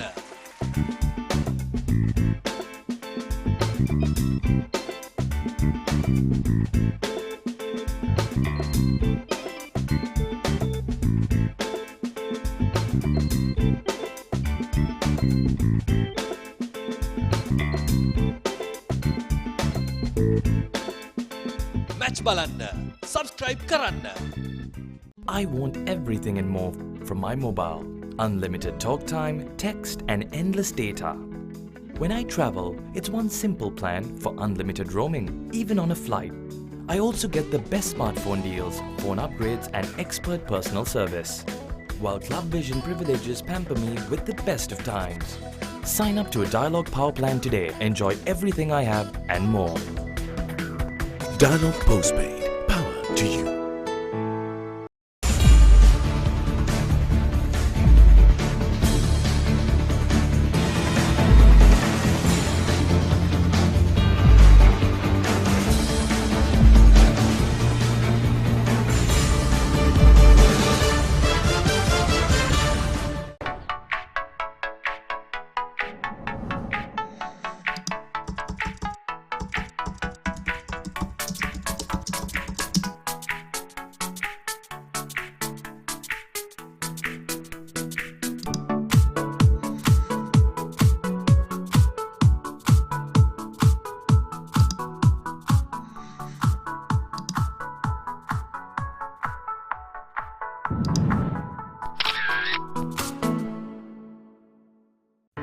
There is nothing quite like the Six Nations, where emotion flows, pride bursts, and talent soars. Wow, absolute wow. Get caught up in the tournament that stops the nations. You cannot take your eyes off this game for a moment. It's a fairy tale finish. Watch Six Nations on Rugby Pass TV.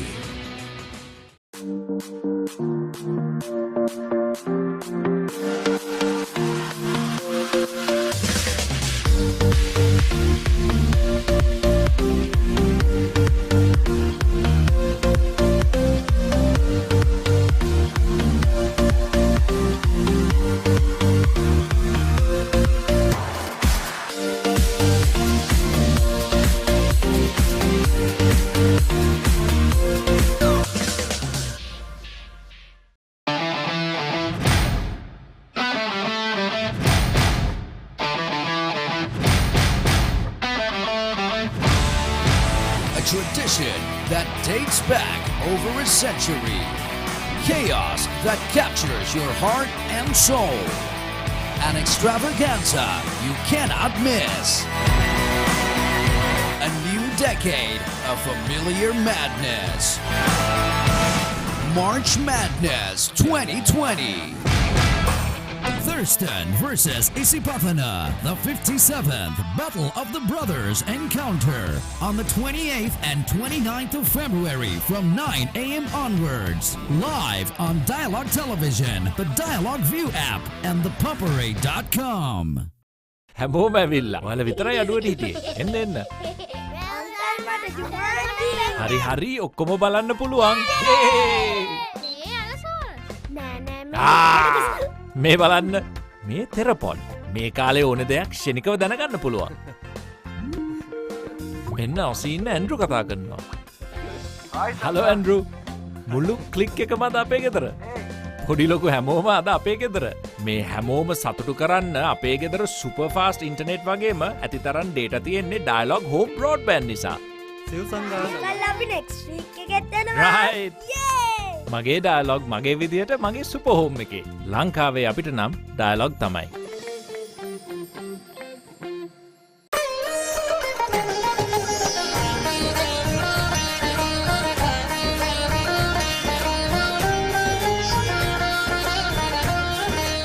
உங்கள் கிராமத்தில், உங்கள் நகரில், உங்கள் பிரதேசத்தில் உள்ள வீரர்கள் திறமையானவர்களா? அவளின் திறமைகளை நீங்கள் அறிந்து கொள்ள வேண்டுமா? தமிழ் பேசும் உங்களின் திறமைகளை உலகறியச் செய்யும் உங்களுக்கான YouTube channel www.youtube.com/ThePapare.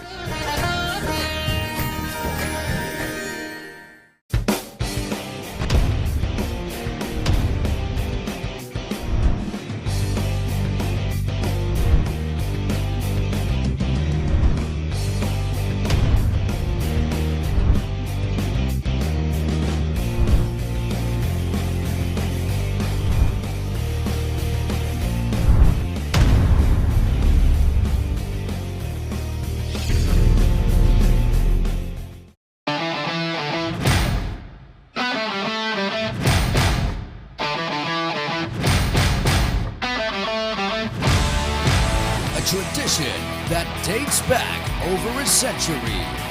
Chaos that captures your heart and soul. An extravaganza you cannot miss. A new decade of familiar madness. March Madness 2020. Exclusive coverage on ThePapare.com. The Six Nations, where emotion flows, pride bursts, and talent soars. Wow, absolute wow. Watch Six Nations on Rugby Pass TV.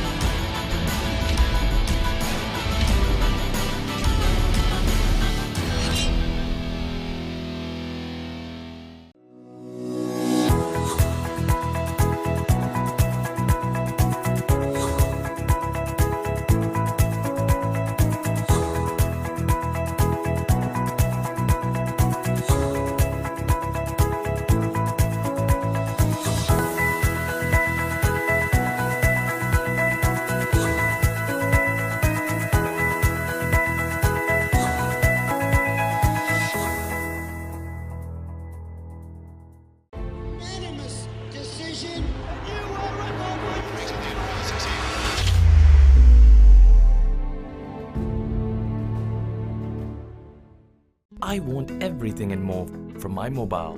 Unlimited talk time, text and endless data.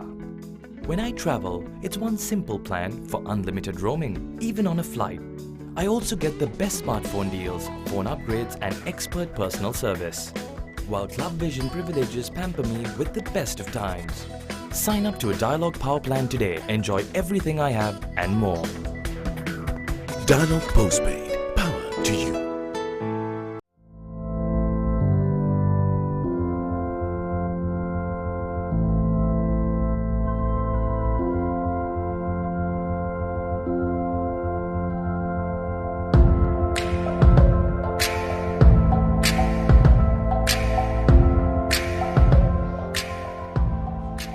and welcome back to your live broadcast of the finals of the ThePapare Football Championships. Once again brought to you live and direct by ThePapare.com, right here from the heart of Colombo.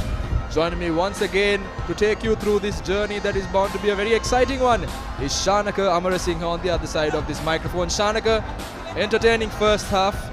We've now got a very good second, aren't we? Yes, it has been an entertaining first half despite the fact that we didn't see any scoring done. And this second half, I'm sure the coaches would have taken their charges aside and said, look guys, this is what's happening, this is how I want you to adapt to it. Shakir went down, made an important save off the boot of Arif just before the halftime break came around, and I think that kept Zahira confident, kept them in the game. But what he would have done is also lift St. Peter's morale and shown them that despite the fact that Zahira have been the dominant team in this championship so far, that they are there for the taking today. So it'll be interesting to see whether we have any substitutions made at half-time. Doesn't look like there has been many substitutions made. And the man that we were looking at early on, Razunia, Shahir Razunia, has not really featured too much in this game. We'll have to see whether he's going to come back into attack, because he has been playing in defense for most of the first half. So let's wait and see whether that's a switch that Coach Dudley Stainwall makes. Dudley Stainwall, of course, one time a national captain and long servant of Sri Lanka football, and now moving on to St. Peter's and trying to do great things with them as well. So St. Peter's haven't had a lot of players touch the ball. They've had a lot of them actually go wide and make sure that the runs have come down the flanks. But let's see whether they can get a few down the middle, which is from where they scored in that semi-final against St. Joseph's, and see if they can try and rekindle that magic that they brought to that semi-final. And St. Peter is going to be playing from right to left in this half, while Zahira are going to be playing obviously in the opposite direction. Like Shanak was saying, St. Peter's tended to move more towards the flanks. Zahira really narrowed the channels a bit and tried to take advantage of the skill and the capacity they have in terms of moving the attack a lot more efficiently down the middle. Early on, you can see Zahira once again coming into this with the same intensity that they left this game, trying to put St. Peter's under pressure immediately. For Zahira College, Aqib has been a dangerous player. Sajid, who was playing down the left flank on the near side here in the first half, he made some penetrative runs, but Prashant, we've not seen any quality in terms of final delivery so far, have we? Yeah, that's where they've been lucky. They've done all the hard work and just to miss out on the finish, and they are deploying the long throw again, not finding the Zairian player on the end of that throw. This next 5 minutes is going to be very important for both teams to settle down and gear up for another 45 minutes.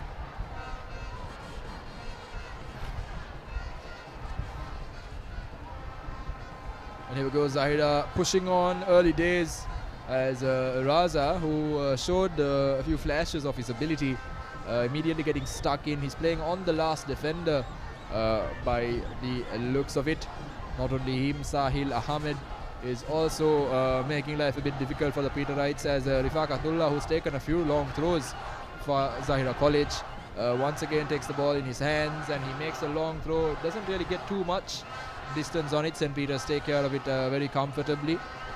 Possibly a second bite of the cherry for Zahira College, trying to run it into the flank, but nothing doing, not much support there for Aqib. Aqib takes a long throw himself, gets it into the box, but no support made available to him. Zahira managed to nick it again, and Shanak, I think Zahira, defending right up the pitch, really putting the pressure on the Peterites right from the get-go. Maybe this is the coach's orders saying, get back the intensity you guys had at the start of the first half and put them on the back foot. Well, this is how St. Peter's started the first half. This is how they defended Zahira in the first few minutes of the game, and Zahira's trying to repeat that dose of the medicine against St. Peter's as well. So let's see how effective it is. It seems to be a very deliberate tactic, because this is not something that they were doing at the end of the first half. So they've come out and really put pressure on the ball, and I'm not sure it was necessary for Zahira to do this, because St. Peter's weren't really causing too many problems in midfield or from out the back.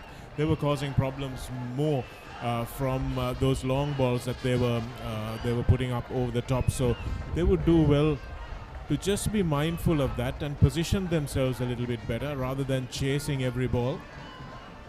But let's see how it pans out. Still early doors though in this half, and it's given that the break is 15 minutes, it's almost like a new game. Yes, most certainly, and early doors we can observe that number 7, Mohamed Akib, he has been moved into a slightly more midfield-based position as opposed to the forward position he took up at the start of the game and throughout the first half. Potentially to add some calmness to that midfield. You saw that when he did pick up the ball, he was threatening, he was very comfortable in possession, and maybe this is an effort by the coaching staff of the Zahira team to potentially allow him some more time on the ball, see more of the ball, and probably orchestrate a few more things, pull some strings from midfield. So that's an interesting development, and this especially given that Razunia, who many expected to be leading the line for St. Peter's, he himself has dropped all the way to defence, and Hussein has taken his place up at the top of the pitch. Yes, that was a little bit of a switch, I think, that Dudley Steinwall made, hoping to catch Zahira by surprise. Good defending that time by St. Peter's, getting across and making sure to shepherd the ball over the byline. Don't forget to follow us on our social media platforms, Facebook, Twitter, and of course Instagram. Follow, interact and share on ThePapare.com social media. Prashant, you were talking about making some positional shifts and making that move, bringing Akib into a more central role for Zahira. What do you think they're hoping to try and achieve with that? Well, maybe they're trying to go on a different approach because St. Peter's are really defending very well in terms of numbers. So try something different, a different player to mark. Sometimes that could be the only chance that they need. Because first 45 minutes, when you mark the same player, you know exactly where he's going to move and what's his pattern. When you have someone new to mark, when you start in the second half, all fresh again, that could be the difference too. There's a little bit of space opening up, but can't keep his feet. The Zahira player on the left flank, it looked like it was Akhtar on that side. And now St. Peter's have a chance to break, but Zahira do well to take the ball off him. That was Akil, who had a few good runs in the first half, trying to really spark something. Short player, Theo Walcott-like with his runs. Yes, indeed, and I would love to see him switch flanks with the other player to try something different, be a burden and a nonsense for the Zahira defender. Here's a man they moved into the center of midfield, Akib. And a good challenge that time. Referee saying absolutely nothing wrong with that, and a good strong run by Zahira, but eventually ended by the sturdy boot of the Peterite defense.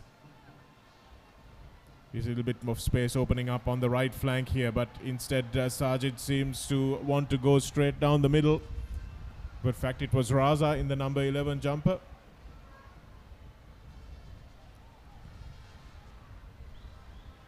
Zahira going all the way back to restart the move. So as it was in the opening half, Zahira having the lion's share of the ball early on. It doesn't matter how much ball you have if it doesn't translate into goals, of course. This is exactly Dudley Steinwall would have told St. Peter's players, keep the shape, don't let that don't do unwanted mistakes, let them really work hard for that goal. And if you keep the shape, it's going to be very difficult for them to break and they would really get frustrated. And when you get the chance, make sure this time you score. Coaching staff increasingly animated, sometimes provide more entertainment in the technical area than players do on the pitch. In football, that's the glamour factor, Shanaka. Shahil Ahmed puts this one in, but they don't find the final ball once again. St. Peter's are concentrating on defending, aren't they, Prashant? And you can't blame them. Exactly, that's been their key game coming into this final. That would have been the brief and the team talk yesterday, how they're going to approach to Zahira. Don't take the game to them, catch them on the counter, and that's what we saw in the latter part of the first half. They've been going for these long throws, haven't really proved too effective. like to maybe see them with good field position to try and manufacture something from the flanks rather than going in for those crosses, and that's a poor ball. But Zahira have managed to try and convert this one. Running away from goal is Akhtar, but he still managed to keep possession of the ball. Good defending in the end. Stayed with him, did Atakorala. That's excellent defending by St. Peter's player, not giving any room for the striker to go passing him. Take him all the way to the byline and not letting him find that extra pace even to go by him. Shanaka, would you throw Razunia up front? Well, given the quality that I've seen with his finishing, I certainly would. I would do it at least in the final 20-25 minutes. But the difference is, Prashant, that he would have done a fair bit of running by the time he gets there up front. Whether he'll be as deadly, we don't know. Here's a move. Nice run from Sajid. Tried to get back in field, but Atakorala totally legally as he offers his shoulder and then goes down just outside the penalty area. So really good disciplined defending. Here's the ball over the top. Was Arif onside? Doesn't matter as the shot is scuffed. The flag stayed down. And Shakir breathes a sigh of relief. Again, St. Peter's playing that waiting game, and they're getting that opportunity when nobody was expecting. When we all say Zahira dominating, and here goes St. Peter's. What a lovely chip. Only he is balanced and to get a proper shot away. We talked about those balls over the top, Prashant, and they've been long balls in the first half, but now they've just seen the opportunity present itself, and a little chip over the top, lovely delicate chip, beautifully weighted. But in the end, the striker just couldn't keep his footing. But that will create a few thoughts in the minds of both the Zahira goalkeeper and the defensive line. Just one more thing to worry about. Mohammad Zahan stretches the play. Here's Akhtar. Sajid rather in 14. That's a good ball from... and that's Akhtar there, Shanaka. Akhtar is a bit of a solid player. He's not really one for the fancy footwork. Couldn't really dance around the defender. But he's been pretty influential over the course of the game, and he's put in a solid performance. Not really found wanting too many times. Yes, he's made a nuisance of himself down that left flank. Really kept Atakorala busy as well. And here's a ball in, and that's the goal that everyone's been waiting for. Came off the head of the Pete Wright player. And it was an unfortunate goal. St. Peter's will consider it a soft goal. But in the end, it doesn't matter because it's gone into the back of the net and Zahira lead. Zahira College Colombo, they've been dominant from the start. St. Peter's did have flashes, but you can't say that Zahira College did not deserve to open the account in this game. The crowd has gone absolutely wild following that goal. And we're just going to see if we can get a replay of that one. You know, point blank effort there. There's no way he could have missed. I don't think he's going to be allowed to go home if he had missed that one, Shanaka, from 4-5 yards out. Here is your look at that goal once again. Ball comes in, and what a clear-cut header it is right there by Raza. Raza has been a thorn. Like I said earlier, he's shown flashes of what he can do. And once again, this time he's made it count. Well, Daniel Gomez will hold his head in his hands as he flicked that one on to assist Raza's goal. And just as I was saying that perhaps they should try something a little different with the long throws, they proved me wrong. Absolutely, Prashant. I think you can see that the marking was found wanting on that occasion. Raza with a free header 4 yards from the goal line. With just the keeper to beat, that's unacceptable at this level. Exactly, the goalkeeper should have got the authority, and when we say that, here comes St. Peter's. Whoa! So brilliant attempt. We only managed to keep that shot. Going back to the goal, goalkeeper could have really checked who is marking which player with more authority. When you let a Zahira player to give such a free header with that kind of a short distance, he's definitely not going to miss with the talent that they bring in. What a lovely ball this was. Yeah, absolutely. That was a Michael Ballack-esque little pass that split through the entire Zahira defense, just really opened them up right there by Atakorala finding his man. But again, a bit of a lack of composure, I think, the key reason why that shot was skied at the end of it. And here we go, continuing to go. He really frustrates his Peter Wright marker there, Akhtar. Akhtar gets caught in the tackle, but he seems to be okay. And then we have another man going down from St. Peter's as well. We're seeing things turn a little violent.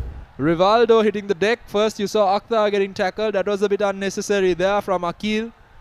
And then Rivaldo feeling the burn there as Mohamed Sahan comes in with a tough tackle. The referee needs to control these kind of situations. You don't want red cards ruining this final, do you? More than the red card, I'm not sure how come the coach is still there without not being sent to the stand. I do not see what was wrong with that foul. It was a correct call this time around. They're both tough tackles, but nothing untoward about it. And I really do think, Prashant, as you said, that the coaches really need to be taken to task for the way they conduct themselves in the technical area. Because young, impressionable kids, imagine that's the way to behave. St. Peter's, have they managed to get this into the goal? Oh, it's hooked away off the line. Drama unfolding here at the racecourse grounds as that ball is hoofed away just before it crosses the goal line for the equalizer. Absolutely. Rifaqatullah probably going to end up with posters bearing his name all over Zahira College come Monday at least, because of the fact that his effort there has saved Zahira College from having to work twice as hard to get the lead once again. Absolutely brilliant defending. Shanaka didn't give up on it, and that's probably led to another opportunity for Zahira College. Would I like to see Raza continue that run, but in the end he went for splitting the play,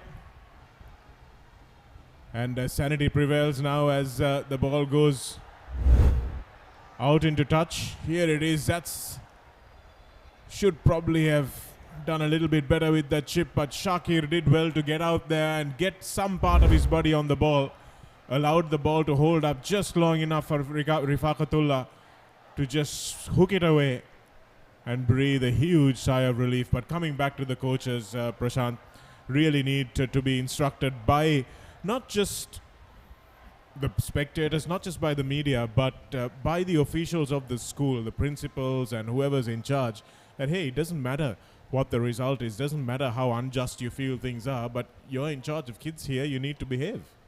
Exactly, you're spot on there. End of the day, it's a kids' game, and how the coaches are going to be animated and behave, this is something the kids also learn and take it when they get out of school. So discipline should be something really spot on. Really needs to start from the top. Don't forget to get your brand recognized on Sri Lanka's #1 sports hub. Advertise with ThePapare.com. Plenty of good packages available. Call Moditha on 0777 331810 or email him on moditha.veerasinghe@dialogue.lk. Lots of targeted advertising available here, and you bring yourself face to face with lots of amazing sports fans, not just here in Sri Lanka, but across the globe as well. The cramp tries to hit now, and as it does in this ground, you'll be familiar with this ground, Prashant, and it has a bit of give, and that makes it really difficult to continue these long runs. Exactly. Sometimes it's not easy at all to give that 90 minutes of running at any level, and that's Razunia, who is St. Peter's experienced player, seems to be suffering with some cramps. He's someone who needs to really step up and maybe go front and play the key striking partner to the two wing players. I believe that's the difference, Shanaga. The two wing players are so used to playing with Razunia in the central. They know where he moves when they get to that byline. But if you see here, yes, they are playing another new player. He too had some two lovely opportunities missed out. But when the wing players go to that byline, they seems to be really losing ideas. Yeah, I think they're used to him being quite brilliant and leading them almost, and being the focal point for their crosses. And once you take that player out, it's just a case of maybe sticking with what works, isn't it, Prashant? I know you want to try and do something different for a final, but it doesn't always work. You need to play to your strengths as well. And Razunia now has perhaps disqualified himself from coming up in and leading that attack in the later half of this game. Yeah, even with cramps, Dudley Steyn was still opting him to play as a defender. Would like to see shifting him up front and putting someone else to take that. Lovely touch that time. And in the end, Ravichandran has to be acrobatic to try and see that this goes away to safety. Yeah, Shanaka, but there was a lot of indecision there. I feel like he could have really commanded the box a lot better. He was in two minds as to whether he needs to come out for it. And when he did, he didn't, even the punch away wasn't one where he was very confident. As Rifakatullah takes this throw in, he manages to put the ball into a dangerous area, but straight onto the head of Peter Wright. We continue. Oh, and that effort from long distance, speculative more than anything else, as the ball wheels away and results in a goal kick. Well, you can see now that St. Peter's are chasing this game. They've got plenty of time left, of course, 25 minutes on the clock, and anything could happen in that time. But it's important that they remember that all they need to do is keep their composure. They've got some good things going for them with Akil down the right-hand side. Attukorala again goes after the ball, but looks like that might be a yellow card. Unnecessary there, Shanaka. I don't know why he had to go for that tackle there. Sajid, it was unnecessary. There was no chance they were going to get behind the ball. Supporters look on anxiously. It's a short throw, one of the few that we've seen all game. Just not able to play themselves out of that, so Zahira making sure that they made life difficult there for Zahid. Here's a tackle from behind. Prashant, perhaps a little bit more than a free kick there? Yeah, but then again, you know, St. Peter's anyway winning that throw, so I think the referee just let go. See, yes, the law does say if something happens in this nature, you need to apply a free kick, but under the circumstances, a little bit of common sense is also good to keep the flow of the game going. And Akhtar with that long throw once again. It in a dangerous area. St. Peter's in a bit of a muddle. But they managed to try to sneak it away, and it's a great opportunity now to break. But what a tackle there. Coming in, taking no prisoners. And that's nice to see. There's nothing more beautiful, Shanaka, in rugby than seeing a clean-cut tackle from behind, and in football and seeing a hard tackle, no comms, no prisoners, but done the right way. Yes, a nice sliding tackle is always a work of art, isn't it? It's about timing, it's about discipline, it's about bravery. And as long as you don't do any injury to the opposition player, I think it's a wonderful skill to have. Pete Wright supporters clapping their team and clapping their player, and it's cramps once again. This ground is notorious for this. Obviously a lot more running done in a football match than there is in a rugby match. Players cover a lot more ground, and Akil has been one of the players who has covered more ground than most today.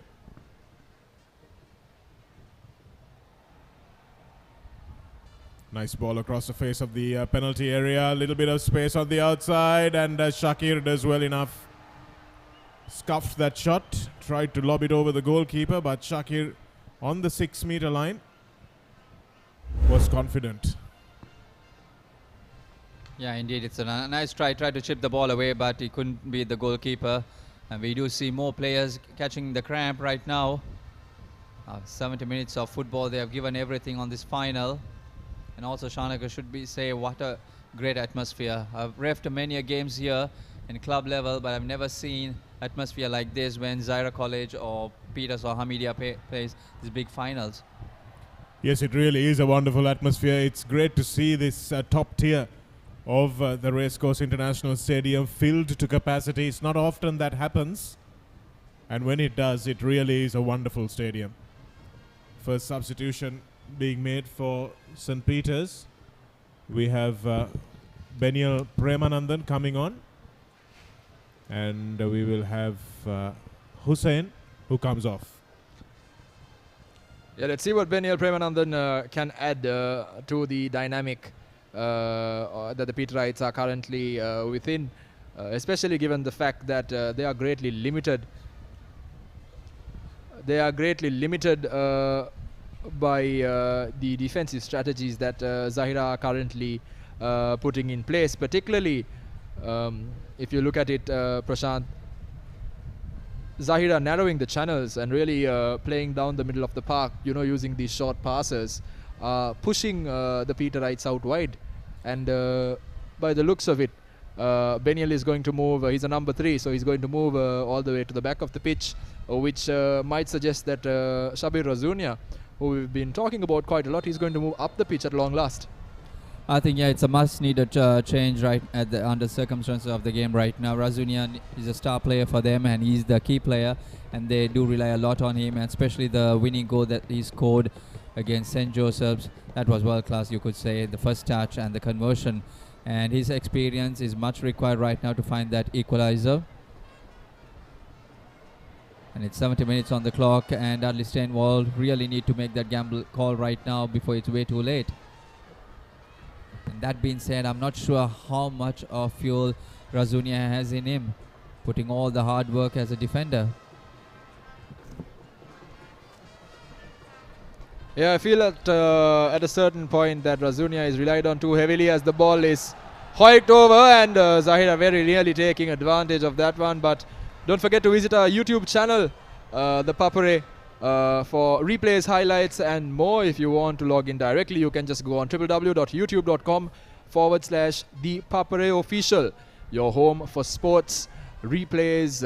It creates great content. We've even got sports masala if you're into some humor as well. So don't forget to check that out. And also you do see a lot of gaps opening right now on the field. It's a completely open game now. St. Peter's is just coming out of their shape in terms of defending with 5 defenders. Absolutely, and Shanaka, if you are to just have a look at what I feel is a decisive factor between the way the teams are performing. St. Peter's have been a bit all over the place, but Zahira, they've consistently been a threat. And as you can see here, here's a great opportunity. Zahira possibly going to double their lead. Still a chance, but just taking a second too long on the ball. As St. Peter's are looking for a counter-attack. Here's a chance. Good chance for Razunia. But again, nothing doing. Zahira College managing to put out the fires.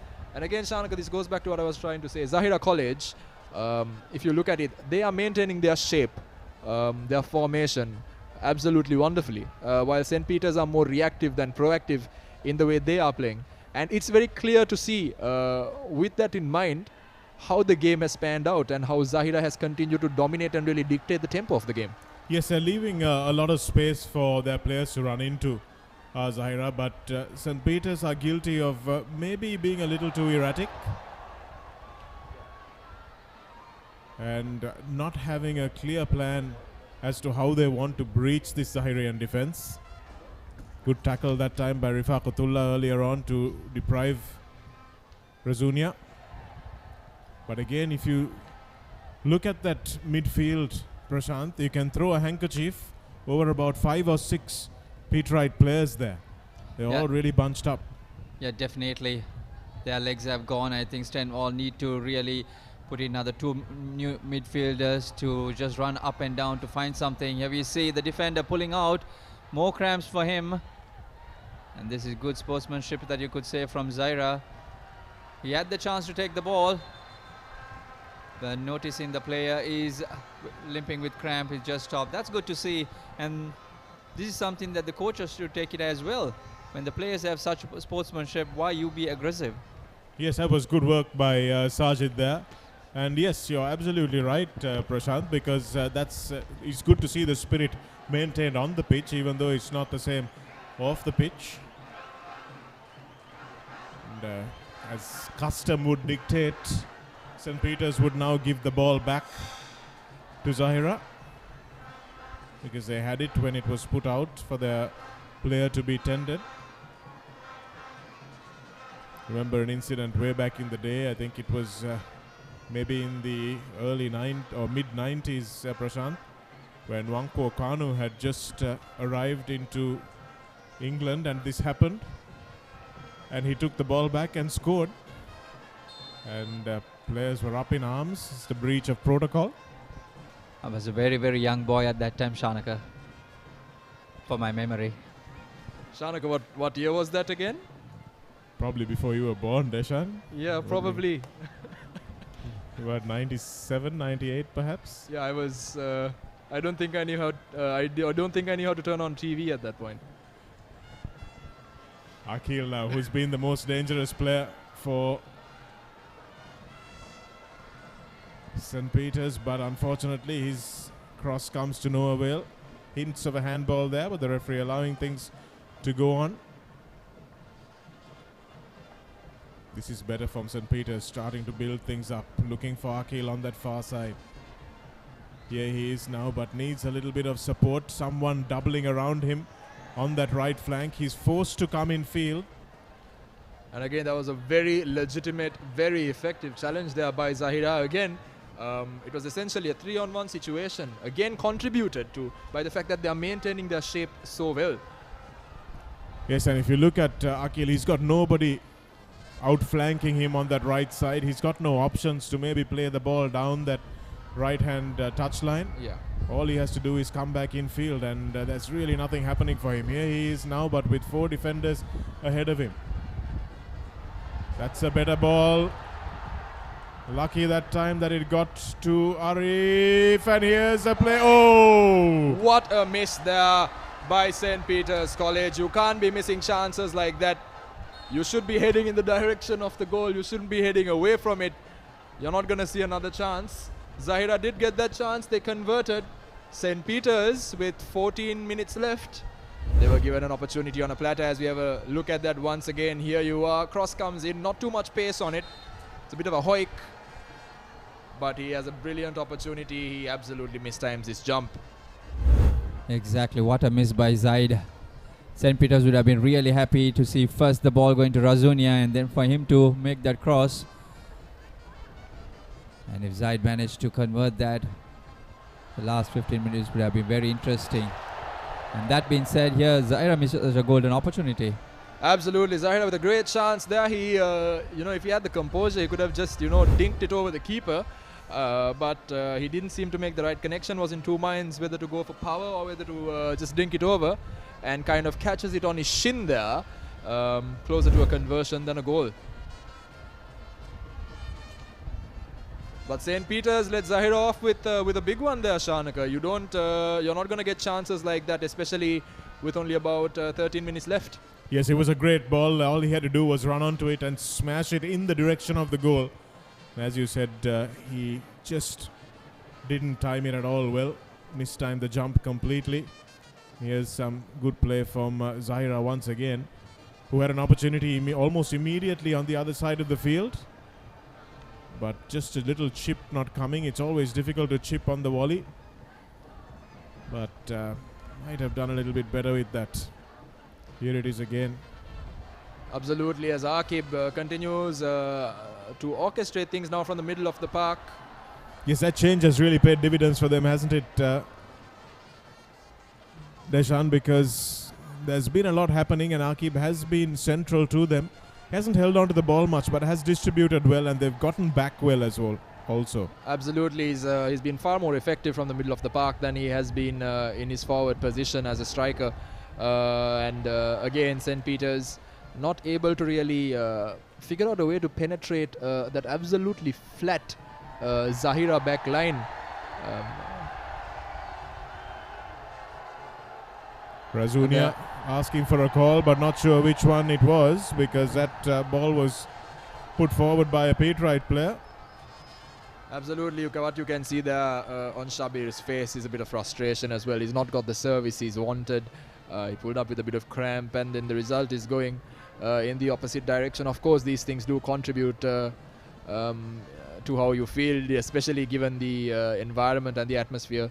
Most importantly, the amount of expectation on his shoulders as well, as St. Peter's continue to push on. And what you can see again is that Zahira have been absolutely comfortable with dealing with that threat. Very basically, once that man in that particular instance went up to the touchline, he already had support on the goal line so that he can make a square pass and look for that clearance. And that gives your defender a great deal of confidence as well when it comes to playing out of the back, which is why St. Peter's have been so unstable. As this cross comes in, he has a chance potentially, a bit of aerial ping pong going on. And again, the fire has more or less been doused. But Shanaka, St. Peter's are pushing on here. I feel like there is once again an air of inevitability to the fact that Zahira will contain them. Well, there is a bit of desperation about St. Peter's play now. They realize that there's just a little bit more than 10 minutes left for them to play. Zahira will take their time with these free kicks, with these forward throws. They wouldn't want to precipitate anything. But for them, it's just a case of maintaining that discipline in defense. And St. Peter's with Razunia up front has looked a little bit more dangerous. So perhaps it's a gamble that didn't pay off for Coach Dudley Steinwall. And also the body language of the Zahira players and coaching staff is very clear. They know the potential and the capabilities of the St. Peter's squad. They don't look relaxed. They look very nervous even with a goal at the 80th minute. And on the other hand, St. Peter's should not give up. They need to try. From somewhere they will get another chance, and the only chance just to score. That was a good tackle, an important tackle that time, made by the Zairian defender on the right hand side of the defensive line. Here's Akib. He's been playing very intelligently in midfield, not panicking, not trying to do too much. As Ravichandran comes forward for that and tries to set his little midfielder free. Here's a little bit of space now opening up on the right hand flank for Razunia. Is that a penalty? No, says the referee. St. Peter's were looking for it. And Prashant. Definitely not a penalty. There were no minimum contact whatsoever. To give that as a penalty at this stage, definitely no, Shanaka.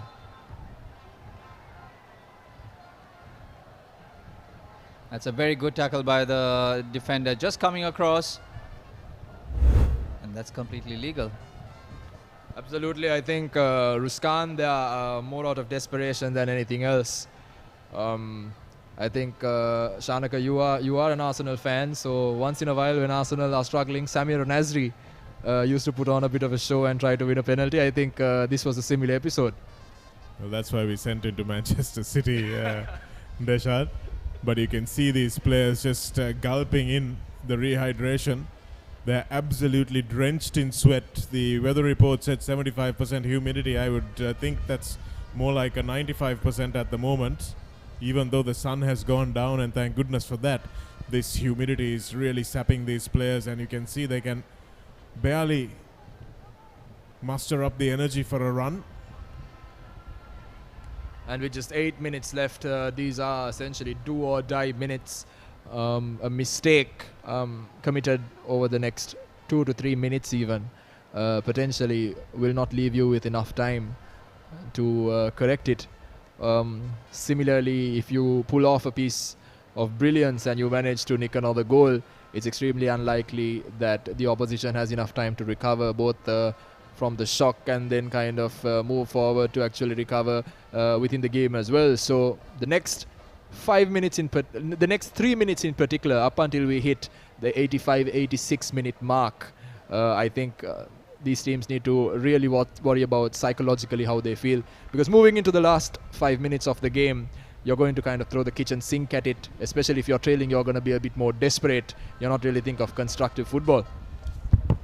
Certainly not, and that's where the mental toughness comes in, especially for these speed ride players. Lovely bit of footwork there. This time We've got Sajid who's free in the penalty area but can't make more of it, but he'll be happy to run the clock down just for being on the wrong end of the pitch. And with the Peterites not having their goalkeeper take goal kicks, it means that they have to sacrifice one player in the forward line as well to drop back. So already starting off at a disadvantage. And for Zahira, it's purely a game of keep ball at the moment. They're not doing anything too extravagant, just managing to hang on to it. Mohammad Zahan has had a good game today.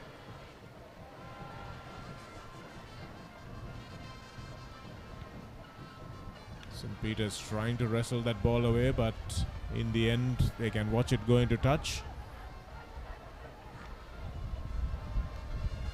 St. Peter's showing some urgency now with the game, with 7 minutes in clock. And on the other hand, Zahira trying to slow the game as much as possible with and without the ball.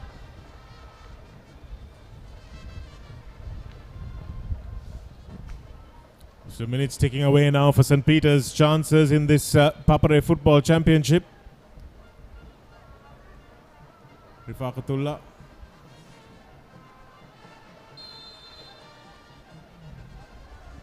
And that challenge was just slightly mistimed. So St. Peter's will have an opportunity to launch another attack now.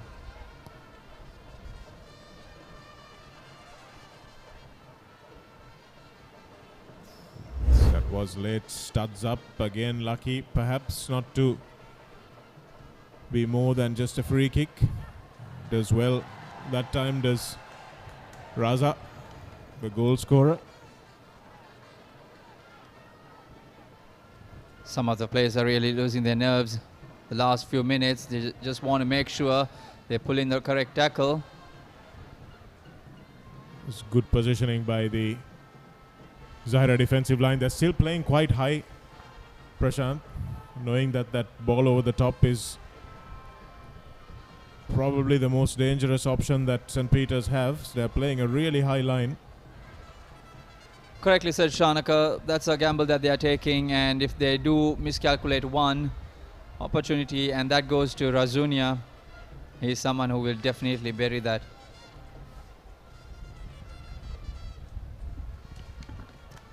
But the question is there still gas in the tank for Razunia?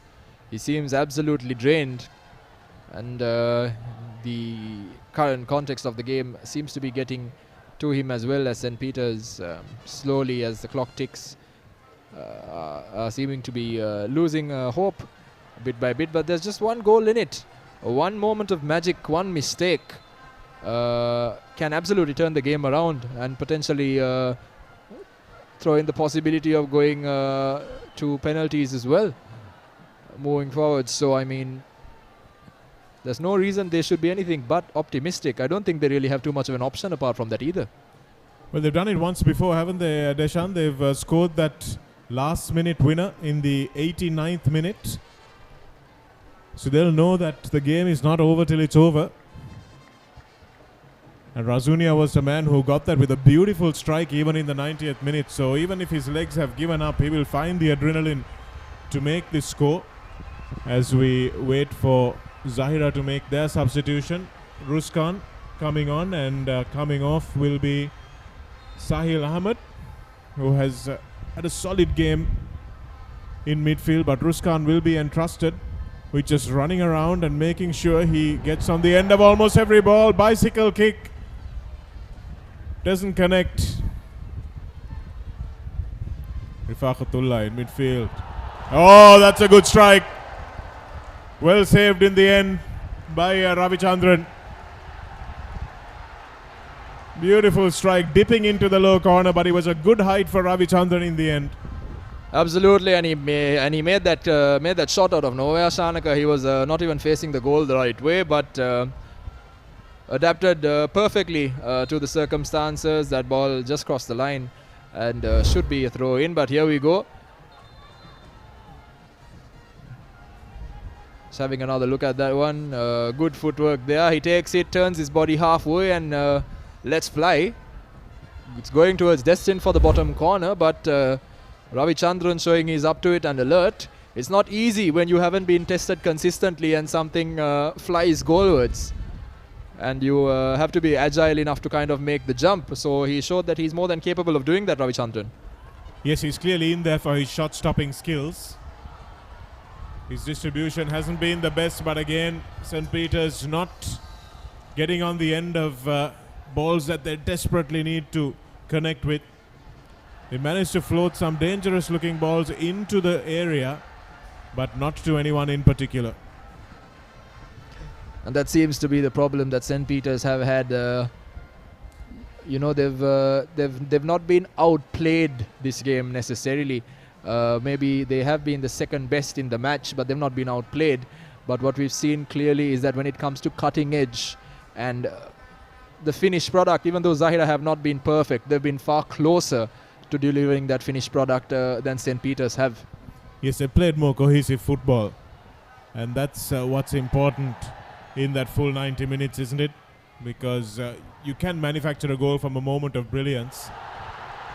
Here we are again. Shot through on goal, and that's the game. Sajid is the man that scores.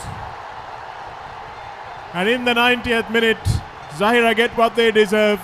And perhaps this 2-0 scoreline will more accurately display what we have seen on the pitch today.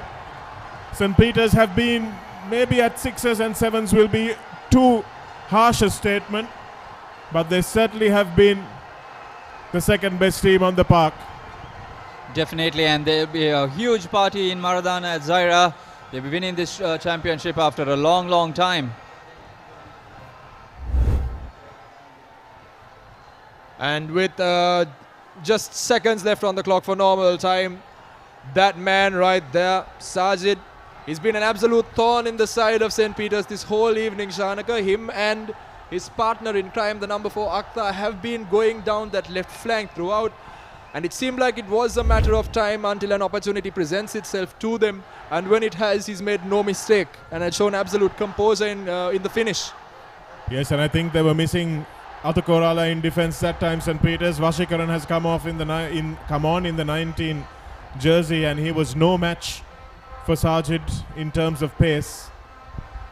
And probably one of the easier goals that Sajid would have scored. Absolutely, and it wasn't even far down the flank, Shanaka. He was more closer to the middle than he was to the side, so that was defence found wanting. St. Peter's not really showing shape for a team that was spread out at the start. This again goes back to the point of the team not really maintaining their formation, and that tends to seem like what was at the heart of a lot of the issues they had, as that was an unnecessary foul there from Zahira College, so close to the end of it. He could say that it was the momentum, but there was a bit of malice in that one. He could have pulled out if he wanted to. But I mean, is that way to just let someone know who's boss? So close to the end of the game, maybe. Sharik Ahmed there. Yes, could probably have pulled out of that one. Completely blindsided the player. And I don't think it's anything to do with the tackle. I think the shock forced him into a cramp. And 90 minutes is up on the clock, so let's see how much time there is remaining. 3 minutes.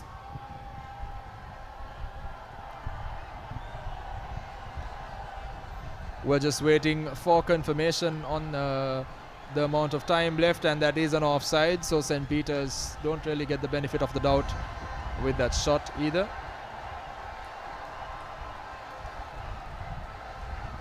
Well, Zahira definitely has secured this trophy for sure. If you're playing 3 minutes of add-on time, St. Peter's really need to throw in something extra special from this stage to go and equalize and take it to penalties. And I do not see that going to happen with the way that the players are shaping up. Cramps not being able to keep the ball. And that being said, here they come with a lovely ball. Good chance, but once again, that's the confidence that's coming out of Zahira. Shakir, no qualms about the fact that he's going to come out and get that. Oh, and he's having a cramp as well, Shanaka. The goalkeeper, he's not done too much running around, but I suppose the occasion is getting to them. Just seconds separate Zahira College from the championship here. A championship that they have, it seems to be absolutely very well deservedly earned.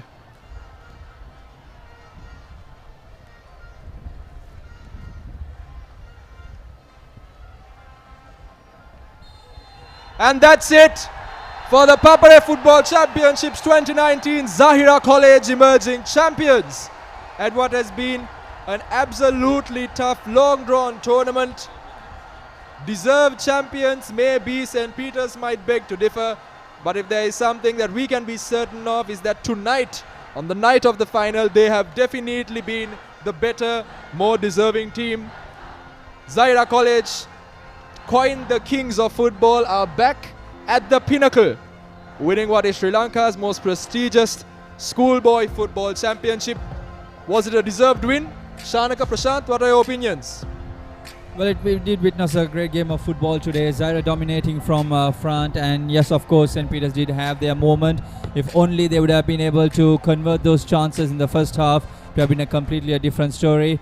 So that actually proved the difference. When Zahira got the opportunity, they converted, and St. Peter's just let it go. Yes, I think so too. Zahira were a bit more disciplined right the way through this game.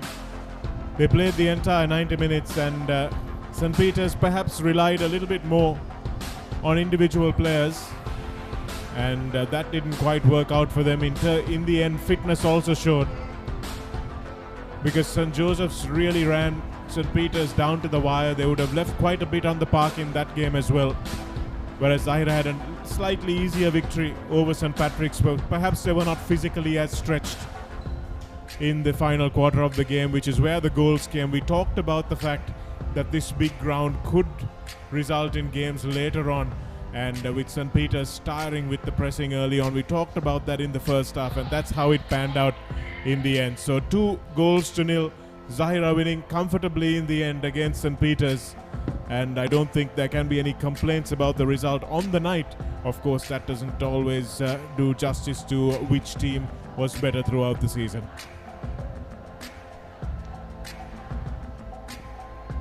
Of course, for the fans that have shown up in their thousands, this is what they wanted. An overwhelming majority of these supporters are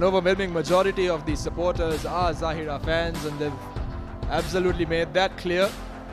As the night has dawned on Colombo, we have new champions, Shanaka, new champions of the ThePapare Football Championship, and arguably now the best team in the country. They've proved their mettle throughout the tournament, and in the final they've held their nerve, and they've shown that they have the quality to have earned this championship.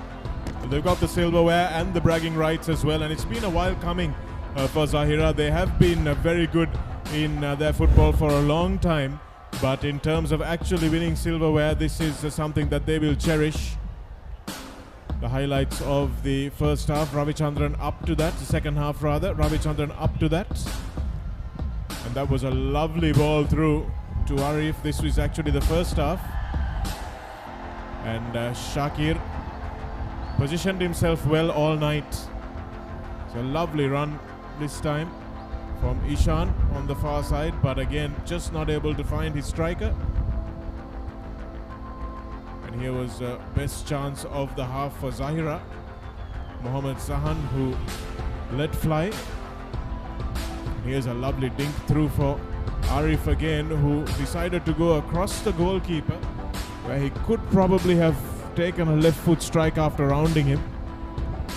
And here's where the first goal came.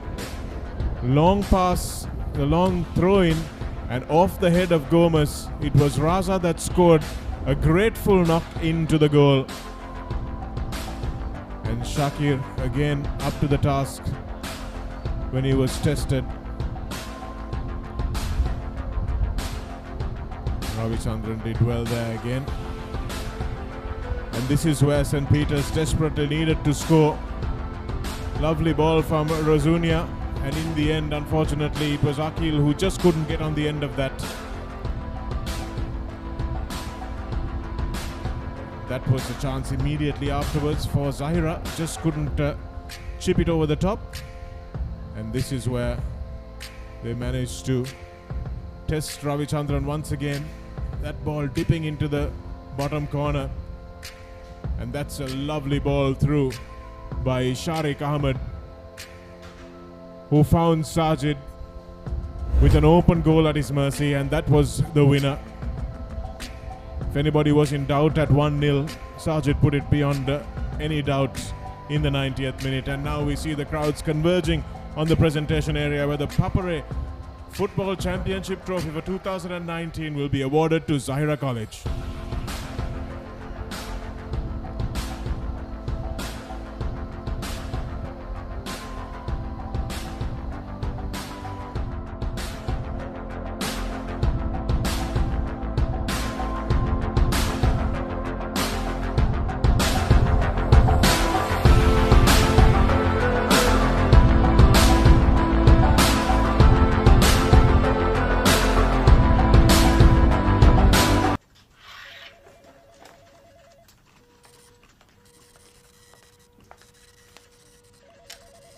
රුපියල් 5කින් මොනවද කරන්න පුළුවන්? 5කින් දවස match බලන්න පුළුවන්නේ. දැන් මුළු දවසම ක්‍රිකට්, රග්බි, ෆුට්බෝල්, වොලිබෝල් එකී මෙකී නොකී ඕනෑම තරගයක් බලන්න ඔබට වැය වෙන්නේ රුපියල් 5යි. පිවිසෙන්න.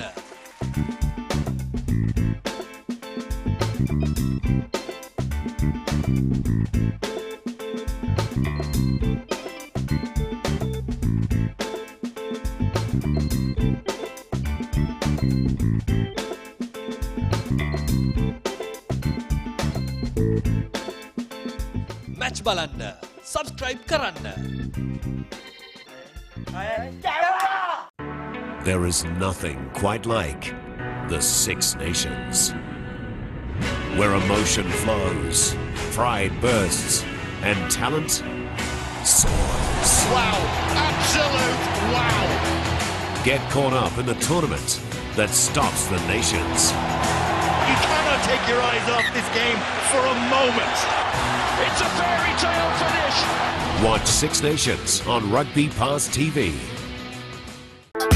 Super 16 Soccer Sevens. Organized by Past Prefects Association of Zahira College on 29th February at Racecourse Grounds. Be there to cheer your team.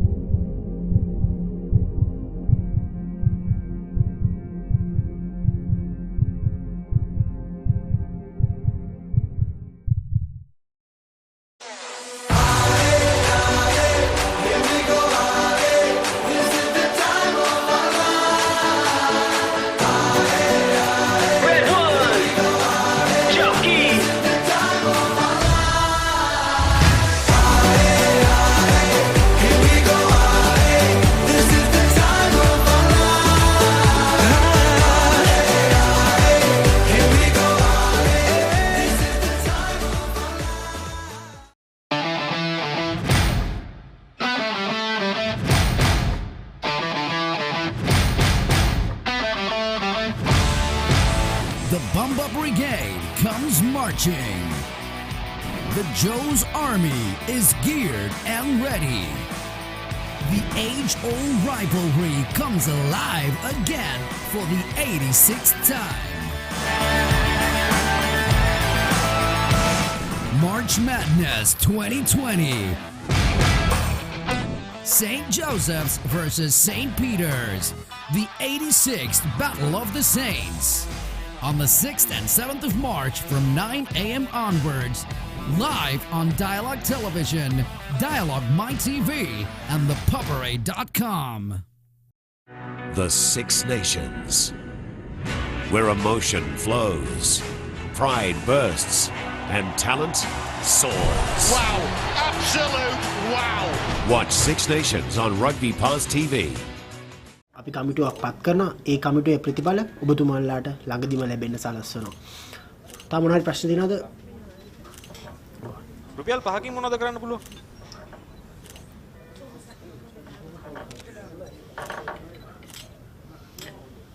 දවසම මැච් බලන්න පුළුවන්. දැන් මුළු දවසම ක්‍රිකට්, රග්බි, ෆුට්බෝල්, වොලිබෝල් එකී මෙකී නොකී ඕනෑම තරගයක් බලන්න ඔබට වැය වෙන්නේ රුපියල් 5යි. පිවිසෙන්න.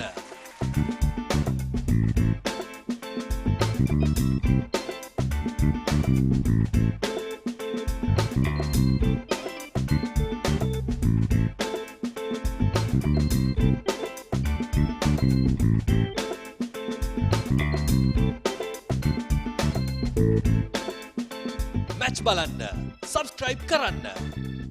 I want everything and more from my mobile. Unlimited talk time, text and endless data. When I travel, it's one simple plan for unlimited roaming, even on a flight. I also get the best smartphone deals, phone upgrades and expert personal service. While Club Vision privileges pamper me with the best of times. Sign up to a Dialog Power plan today. Enjoy everything I have and more. Dialog Postpaid. Power to you.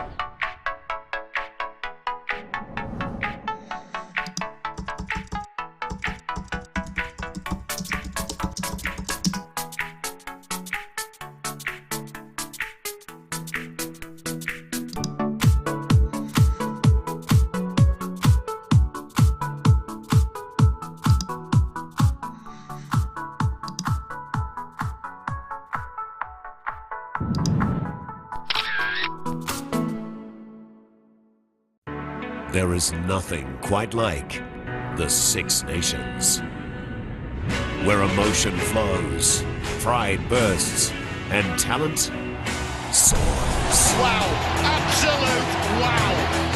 Get caught up in the tournament that stops the nations. You cannot take your eyes off this game for a moment. It's a fairy tale finish. Watch Six Nations on Rugby Pass TV.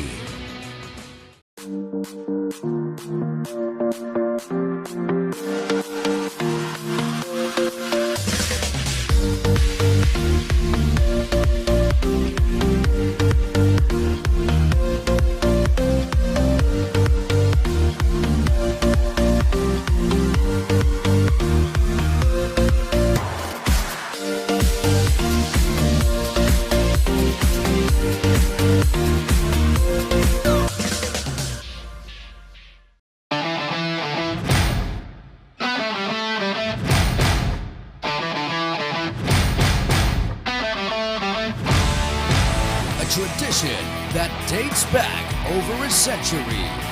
Chaos that captures your heart and soul. An extravaganza you cannot miss. A new decade of familiar madness. March Madness 2020. Thurston versus Isipathana, the 57th Battle of the Brothers encounter on the 28th and 29th of February from 9 a.m. onwards. Live on Dialog Television, the Dialog View app and ThePapare.com. හැමෝම ඇවිල්ලා. ඔයාලා විතරයි අඩුවට හිටියේ. එන්න එන්න. හරි හරි ඔක්කොම බලන්න පුළුවන්. මේ බලන්න මේ තෙරපොල් මේ කාලේ ඕන දෙයක් ක්ෂණිකව දැනගන්න පුළුවන්. මෙන්න ඔසීන්න ඇන්ඩ්‍රු කතා කරනවා. Hello Andrew. මුළු ක්ලික් එකම අද අපේ ගෙදර. පොඩි ලොකු හැමෝම අද අපේ ගෙදර. මේ හැමෝම සතුටු කරන්න අපේ ගෙදර සුපර් ෆාස්ට් ඉන්ටර්නෙට් වගේම ඇතිතරම් ඩේටා තියෙන්නේ ඩයලොග් හෝම් බ්‍රෝඩ්බෑන්ඩ් නිසා. සිව් සංගාස. අපි නෙක්ස්ට් වීක් එකෙත් යනවා. රයිට්. මගේ ඩයලොග් මගේ විදියට මගේ සුපර් හෝම් එකේ. ලංකාවේ අපිට නම් ඩයලොග් තමයි.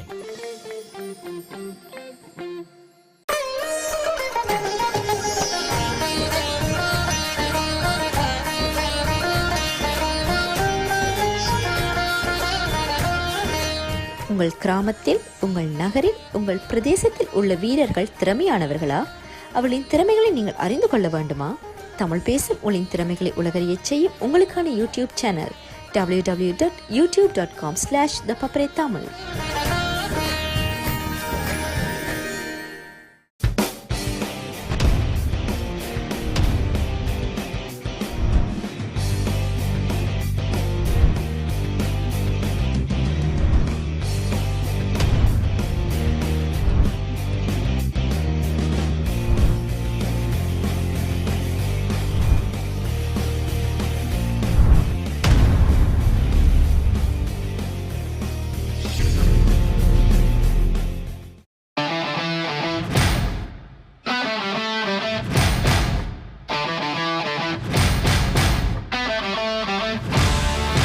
A tradition that dates back over a century.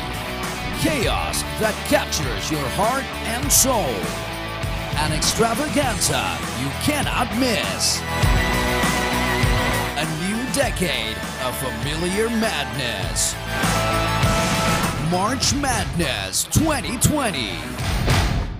Exclusive coverage on ThePapare.com. The Six Nations, where emotion flows, pride bursts, and talent soars. Wow, absolute wow. Watch Six Nations on Rugby Pass TV.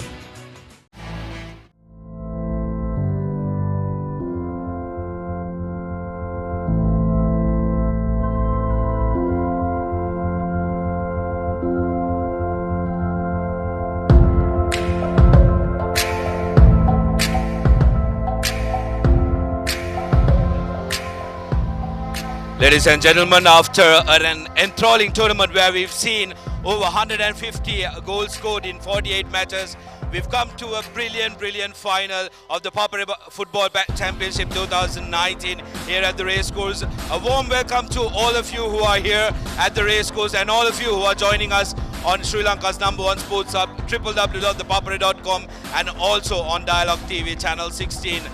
Without further ado, it's my pleasure in inviting the following dignitaries to our presentation party. Mr. Trinesh Fernando, Group General Counsel, Vice President, Group Legal and Regulatory Dialogue Asiata PLC. Mr. Dishan Disa, Operations Manager, Sports Content, ThePapare.com, Dialogue Asiata PLC. Mr. Hemanta Abekon, President, Sri Lanka Schools Football Association. Mr. Nalaka Disanayaka, Secretary, Sri Lanka Schools Football Association. Reverend Father Rohit Rodrigo, Rector, St. Peter's College, Colombo. Mr. Faisal Hamid, Chairman, Board of Governors, Zahira College. Additional Directors of Sports, Ministry of Education, Mr. Dilruk Jayawardena and Mr. Ruan Patirana. And last but not least, the newly appointed head coach of the Sri Lanka national football team, Mr. Amai Alagi. Ladies and gentlemen, can we put our hands together for our presentation party?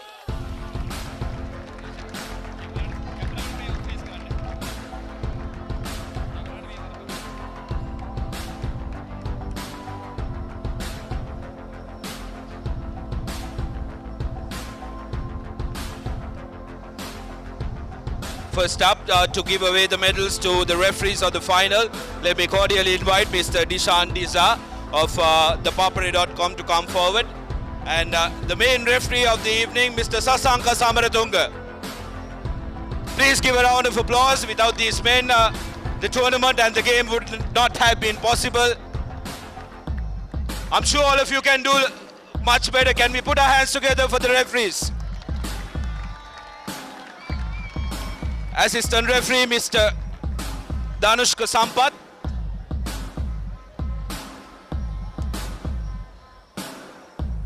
Mr. Dayan Sendanayaka.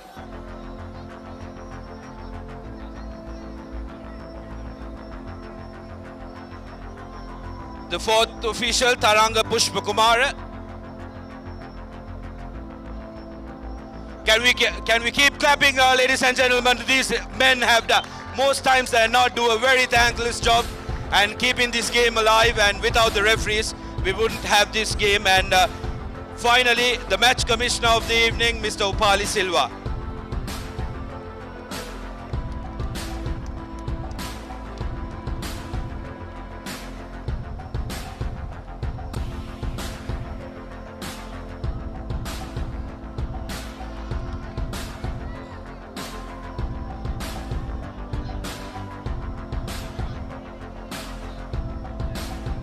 Next up, we have a few tokens of appreciation to be given away, and this will be given away by Mr. Nalaka Disanaika and Mr.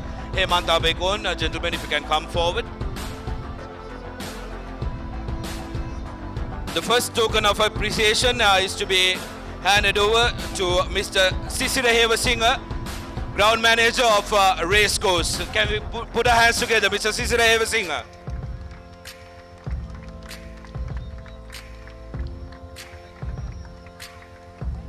It's been an amazing service by Mr. Cicero and also all the ground staff here at the racecourse. Absolutely amazing atmosphere, and it has made our work very much easy. Thank you very much, Mr. Cicero and the crew, for all your support. And the second token of appreciation presented to ThePapare.com, and to receive this, let me kindly invite Mr. Trinish Fernando of Dialogue Asiata PLC to receive it on behalf of ThePapare.com.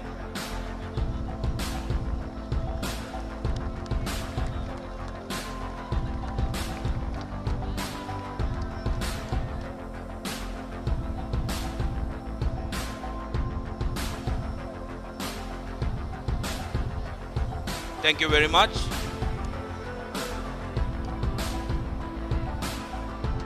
Up next, after a thrilling battle in the third place playoff, we eventually had a winner who actually ran away with it. And to give away these awards, may I kindly invite Mr. Dishan Disa, Mr. Dilruk Jayawardhan and Mr. Ruan Patrinu to come forward, please. First up, let me invite the St. Joseph's team Scott to receive their medals.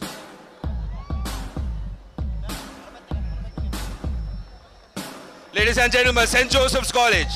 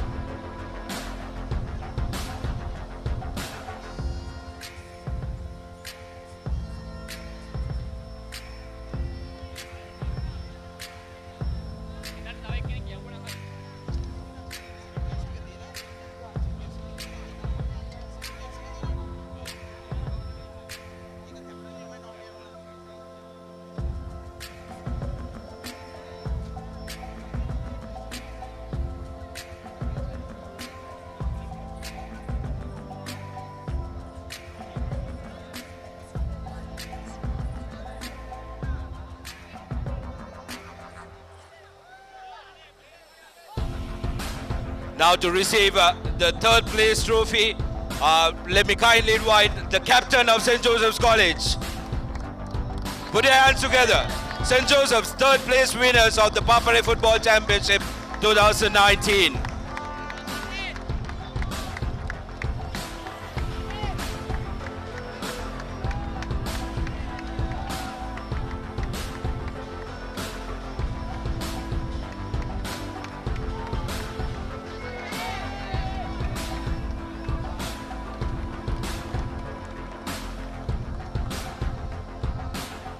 Thank you very much. To give away the next set of awards, let me kindly invite Mr. Hemanta Bekon, Mr. Nalaka Disanaika, and Reverend Father Rohita Rodrigo to please come forward, please.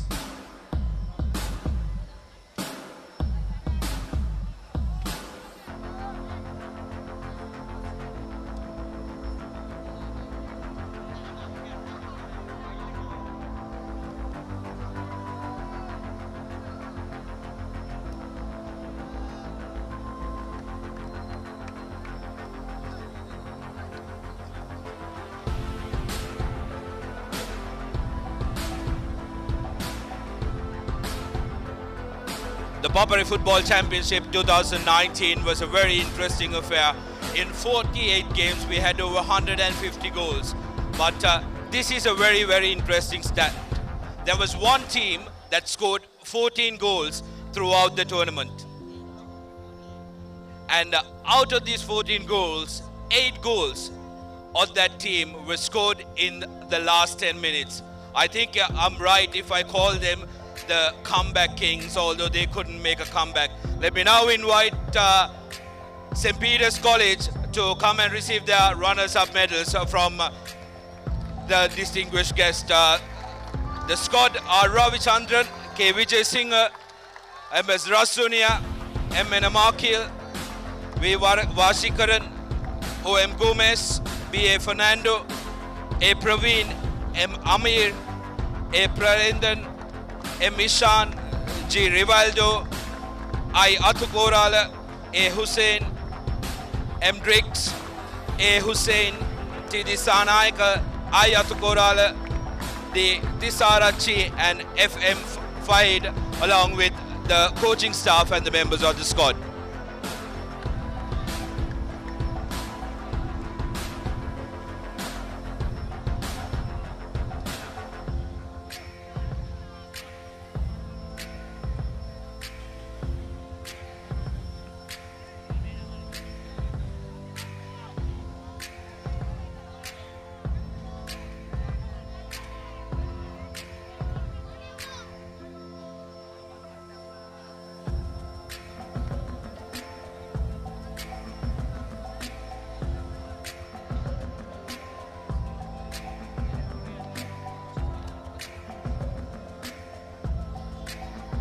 Can we put our hands together for the head coach of St. Peter's, Dudley Stainwall, Master in charge, PLN Kure, and the coaching staff, please.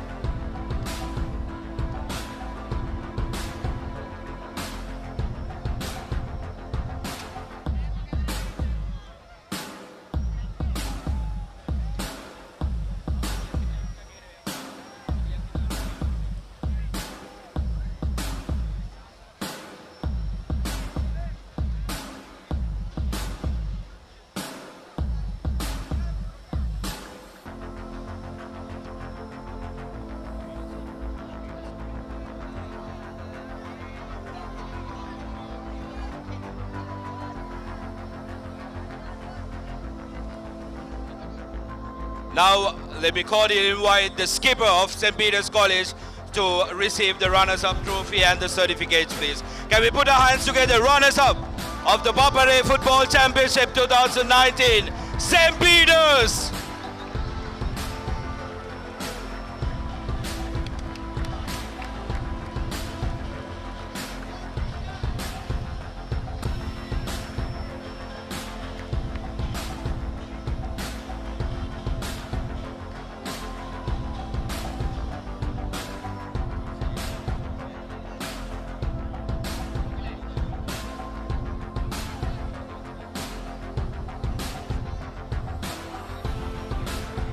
Thank you very much, gentlemen. And to give away the next set of awards, let me kindly invite Mr. Dishan Disa of ThePapare.com and Mr. Faisal Hamid, Chairman, Board of Governors, Zahira College. Last year, at the initial edition of the ThePapare Football Championship, there was one big upset. A star-studded team went out in the quarter-final. They came on to the 2019 edition as the firm favorites, and they've absolutely bossed their performance up until the final. Despite a very good fight from St. Peter's College, they really did show who the champs are. Let me now invite Zahira College team to receive their medals and certificates. The champions of the ThePapare Football Championship 2019.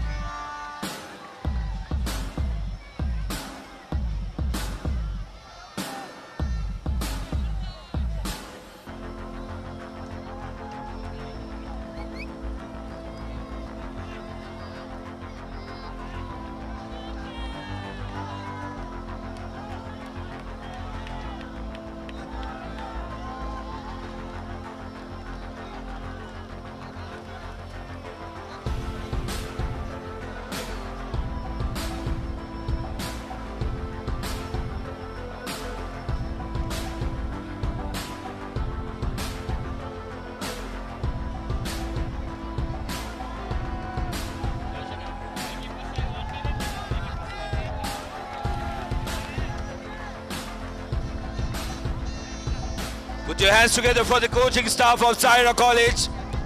The victorious outfit at the ThePapare Football Championship 2019.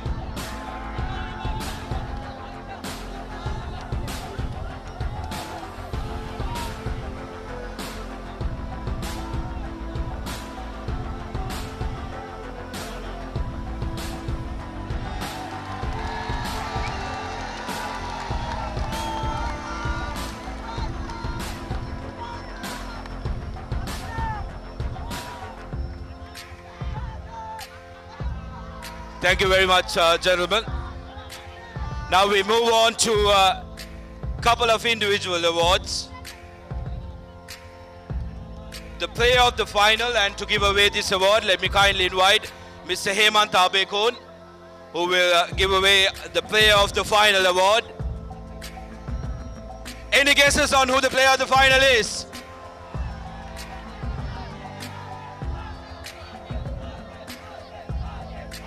The player of the final, Mohammed Sajid from Zahira College.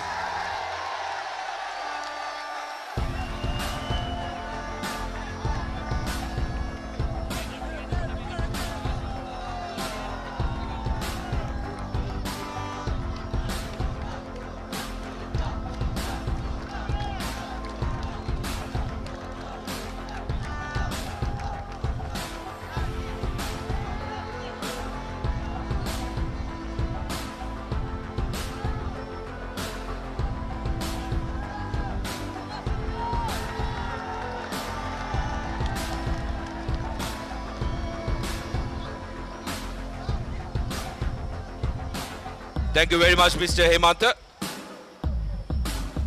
Next award will be given away by Mr. Dishan Disa of ThePapare.com. And this award will be the Golden Glove. And the winner is Mohammed Shakir from Zahira College.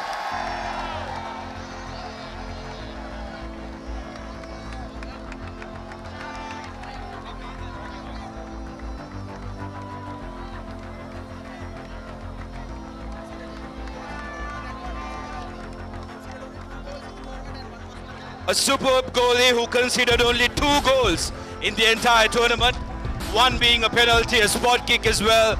Absolutely terrific stuff from Shakir, walking away as the winner of the Golden Glove of the ThePapare Football Championship 2019. Thank you very much, Mr. Disa. The next award will be given away by a very special gentleman, Mr. Amir Alaji, recently appointed football coach of the national team of Sri Lanka. The Golden Boot of the ThePapare Football Championship 2019, Shenal Sandesh of St. Joseph's College.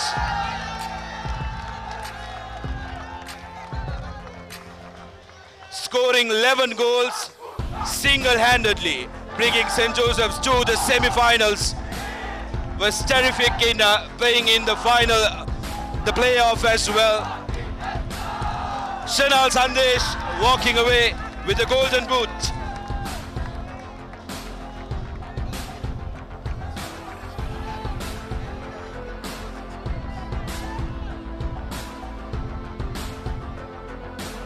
Now to the final, but one of the most important individual awards of the tournament. Let me now invite Mr. Trinesh Fernando of Dialogue Asiata PLC to give away the Golden Ball. Sri Lanka national cap, 6 goals in the tournament. The winner of the Golden Ball, Mohammed Akib of Zahira College.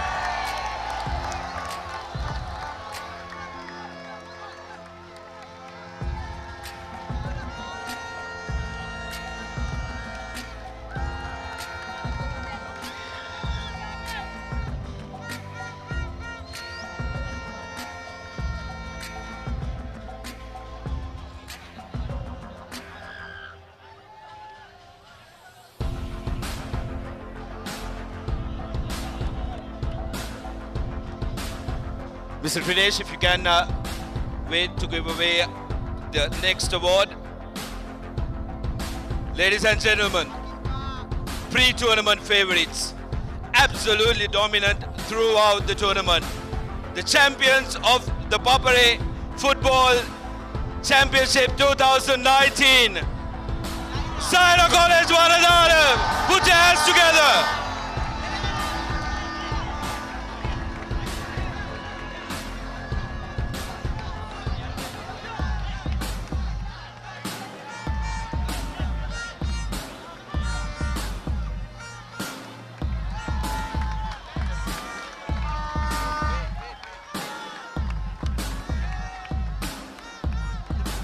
Can we have the entire team to come and take a photograph? Boys, get on the stage.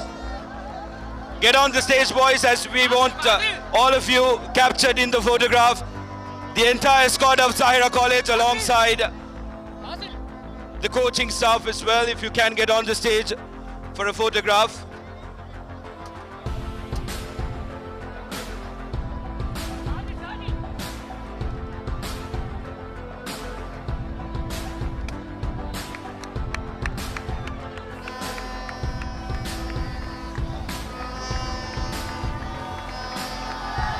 Many thanks to the presentation party for gracing the occasion at Zahira College. Celebrate their victory here at the racecourse. Champions of the ThePapare Football Championship 2019. Absolutely terrific stuff from the lads from Maradana. Taking away the championship in style, unbeaten, scoring the most number of goals a team scored.